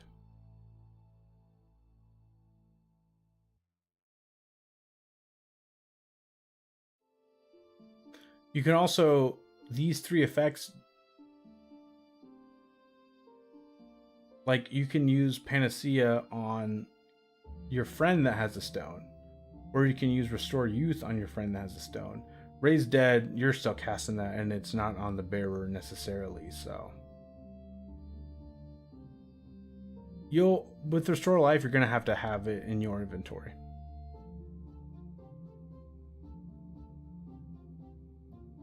Arcane Recovery, welcome to the stream. Yeah, so they're definitely going to change it before publishing. I have a hot take with the Conjurer. I think the minor conjuration feature is fun and cool, but it is very situational and dependent on a very creative player, which I think is really cool. But my problem with the Conjurer Wizard is the fact that it focuses so much on teleportation and doesn't have a lot of summoning abilities. I want it to be the Summoner Wizard, personally. But yeah, I wouldn't mind them bringing back minor conjuration, maybe making it a bit different. But they made it like such a teleporting wizard, and I think teleporting should be half of its abilities, not 75%, if that makes sense. Because it has, Conjuration Savant doesn't count. So out of the 1, 2, 3, 4, 5 abilities, Focus Conjuration doesn't qualify as summoning or teleportation, so we're going with 4 abilities. There's 1, 2, 3, 4. 3 of them have to do with teleportation. 1 of them has to do with summon spells. And that's my main problem with it. And the 1 ability that is a summon isn't like that good. It's fine, but like, I don't know. Are you also a D&D content creator, by the way? with your name being Arcane Recovery, you seem like you're a fan of a wizard, and that just sounds like a YouTuber name. If you are, I'd love to check out your channel sometime. But yeah, that is all the subclasses. I went over, this is probably the deepest dive I've done of an Unearthed Arcana. We did about 3 hours. So yeah, I went really in depth on this. We also had a lot of fun in chat talking to people. Derp Lord Memeing Star has been here the whole time. Yeah. I'm gonna be releasing my Oath of Radiance Paladin soon. I've been working on it. I'll give you guys a little sneak peek since you guys are in the chat. First of all, first of all, I got this art commissioned. And I love it. I'm gonna make this smaller so you can see it better. I got this art commissioned. How's the, wait, let me check the, I'm gonna adjust the, I'm adjusting the shorts chat real quick. Oh, how you doing? Wait, I was just talking about how you've been in the chat the whole time, and I appreciate it. So I found this amazing artist. It took him 3 weeks to make this piece of art. But this is my Oath of Radiance Paladin. And this is the art that they made for it. I'm very happy with this art. And basically it's a healing and radiant damage focused paladin. The Oath of Devotion Paladin is its closest analog. But okay, so I have 2 reasons I made this subclass. I feel like the Light Domain Cleric is too focused on fire damage, and I feel like the Oath of Devotion isn't radiant enough. If that makes sense. Basically I also played a lot of World of Warcraft, and I played a Holy Paladin, and Paladins can heal, but they aren't really main healers. This Paladin is my attempt at making a healing focused Paladin that also has a radiant damage focus as well. And so it's the best healing Paladin, and it is the most radiant damage focus subclass. And it doesn't have any fire spells, because I think fire is different than radiant damage, and I wanted that to be clear with this one. Basically. Also, unfortunately, I'm using the SRD, which means there's some spells that I wanted to add to this spell list, but I can't. So I have my, like, this is the official, I have my, like, I wish, you know, spell list. So I'll read it for you real quick. This is a you guys get a sneak peek, because this is a paid one.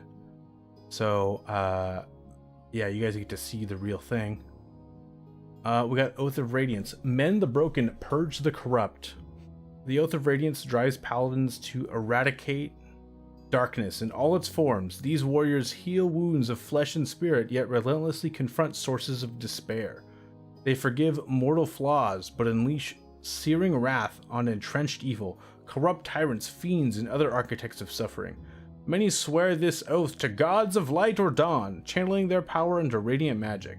To allies they are light bringers, to tyrants they are annihilation. Proof that no shadow is eternal. These paladins share the following tenets: shine light upon all shadows, revealing truth and kindling hope. Mend the broken in mind and body, and seek justice, but with a patient heart. We have the Oath of Radiant spells. We got Light Cantrip. So we might as well have a little cantrip. Guiding Bolt, Healing Word. 5th level, you get Aid and Shining Smite. Paladins normally get this, but I felt like they should have this automatically prepared. We have Beacon of Hope and Spirit Guardians. We have Death Ward and Resilient Sphere. And we got Telepathic Bond and Mass Cure Wounds. the spells I wanted on this, I wanted Font of Moonlight, but that's not available, sadly, on the SRD. And I forget what other spells I wanted, but there's a couple other ones I wanted that I unfortunately wasn't able to do. I also wanted to differentiate the spell list a bit from the Oath of Devotion. So I went with Telepathic Bond for level 17. And I feel like that is a unique one, but I feel like it works well because this is very much a support paladin. Then we got the most complicated ability I've ever written called Beacon of Light. If you're familiar with World of Warcraft, you probably know where this is going. I'm gonna fix the formatting later. I had a little formatting problem. Oh, you know what? I know what happened. I know exactly what happened.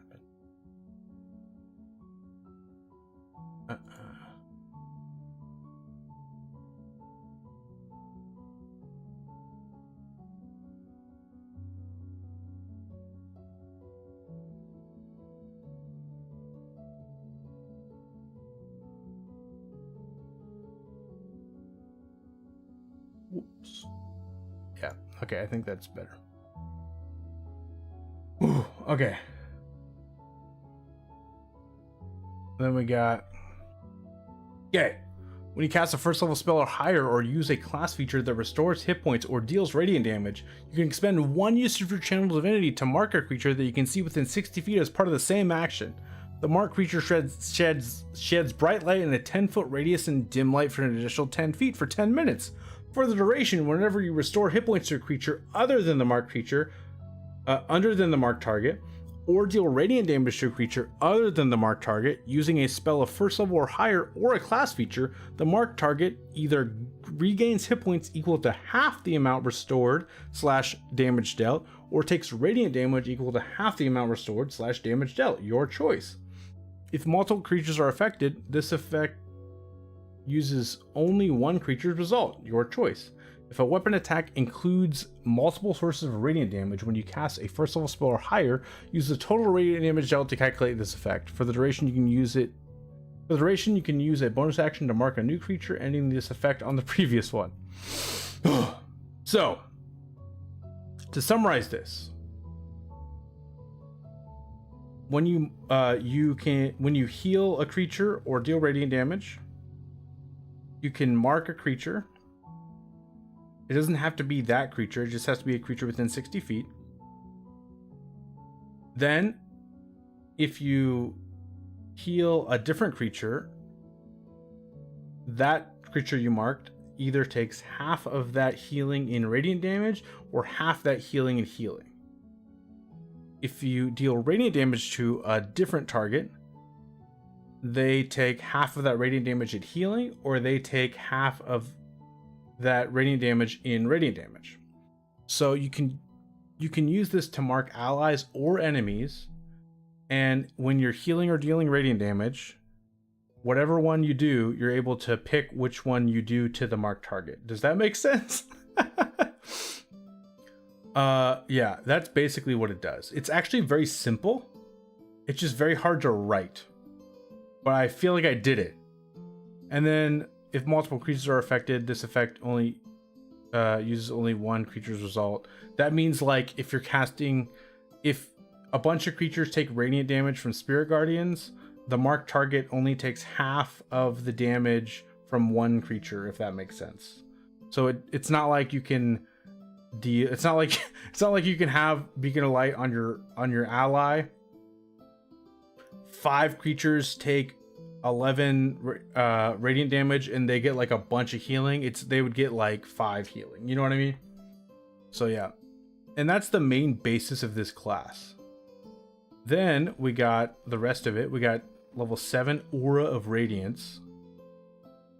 This one I buffed since the playtest, and a lot of people someone suggested a buff to this, but I went kind of in the middle. So your radiant Level 7 Aura of Radiance. Your radiant presence enhances your magic and pierces darkness. Radiant Well. When you cast a first level paladin spell, roll a d6. On a 5 or 6, the spell slot is not expended. This effect also works with second level paladin spells at level 10 and third level paladin spells at level 15. So a nice little way to refresh your spell slots, have a chance to. It makes it so this paladin is willing to risk spell slot use more than the average paladin. And since you're going to be healing people with Healing Word, you're going to be maybe casting Guiding Bolt from a distance every once in a while, you know, you'll feel less worried about your spell slots, which I feel like is important for a healing focused paladin. Then we got Piercing Light. You and your allies can see normally in dim light and darkness, both magical and non-magical, within 60 feet while in your aura protection. Basically, anyone in your aura protection that's an ally, you get 60 feet of Devil's Sight, which is really cool. Level 15, you get Boundless Light. Your healing light overcomes what is typical when you cast a spell of first level. Radiant Ward, when you cast a spell of first level or higher, or use a subclass feature that restores hit points, the target gains separate hit points equal to your charisma modifier. So yeah, you get a little 5 temp HP on the targets you heal. That's nice. Then we got Holy Reach. Lay on Hands can now target creatures within 60 feet. So you got a little Lay on Hands can go 60 feet now. And Lay on Hands now is a bonus action with the new Paladin. Ooh. Nice subclass in my opinion. It's almost like you created it for fun instead of mass producing things for money. Funny. Yeah, it's like I am selling this, but it's also because I just wanted to make it too. You know? I'm gonna play this in a campaign too soon, which is nice. Also, like, I don't make much money. I'm gonna sell this for $2. So, and I'm showing you guys it for free, so yeah. It's more just so that I can do YouTube and maybe make money from it eventually. You know? Anyway. This one I thought about changing, but I think it's fine enough. So, Shining Paragon. Holy Radiant shields allies and blinds the wicked. Light's duality perfected. So, Holy Presence as a magic action, you can cast Holy Aura without requiring concentration, without expending a spell slot, without preparing the spell, without material components. Once you use this feature, you can't use it again until you finish long rest. Basically, you can cast Holy Aura, which is an 8th level spell. What Holy Aura does is it gives everyone within a 30-foot radius advantage on all saving throws. It makes it so that any creatures that attack them have disadvantage on their attacks. And then if a fiend or undead attacks you, they make a saving throw. Attacks you or anyone in the aura. They make a saving throw, and if they fail, they get the blinded condition until the end of your next turn. Very thematic and also different from the Oath of Devotion. I was trying to make sure it wasn't too Oath of Devotion similar. But then you also get Duality of Light. While your Beacon of Light is active, you are treated as a marked creature in addition to the target of the creature. Any effect triggered by healing or radiant damage applies to you and the marked creature separately. So you're doing a bunch of radiant damage, you're doing a bunch of healing, and every time you do that, you get healed. Super fun. So this is a very durable, level 20, this is a very durable paladin. And then credits, the artist, I got the SRD. This is the only link the artist sent me, this guy, Teddy R. He wanted his name on here to be Kiss though. He does amazing work. He's an artist in Madagascar. Highly recommend him. The link is in the PDF. I'll also put it in the...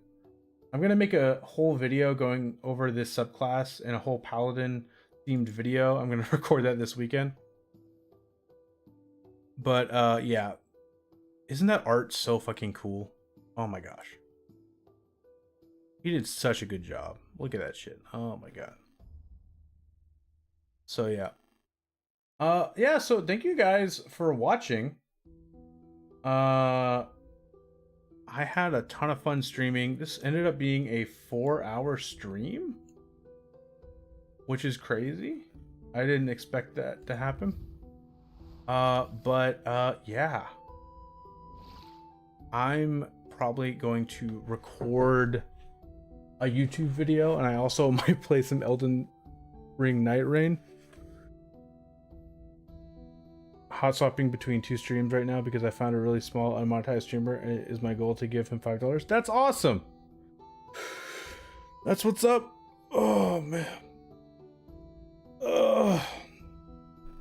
But that all being said, guys, thank you so much for watching. Look out for the release of the Oath of Radiance Paladin, and look out for my next YouTube video where I go over it again.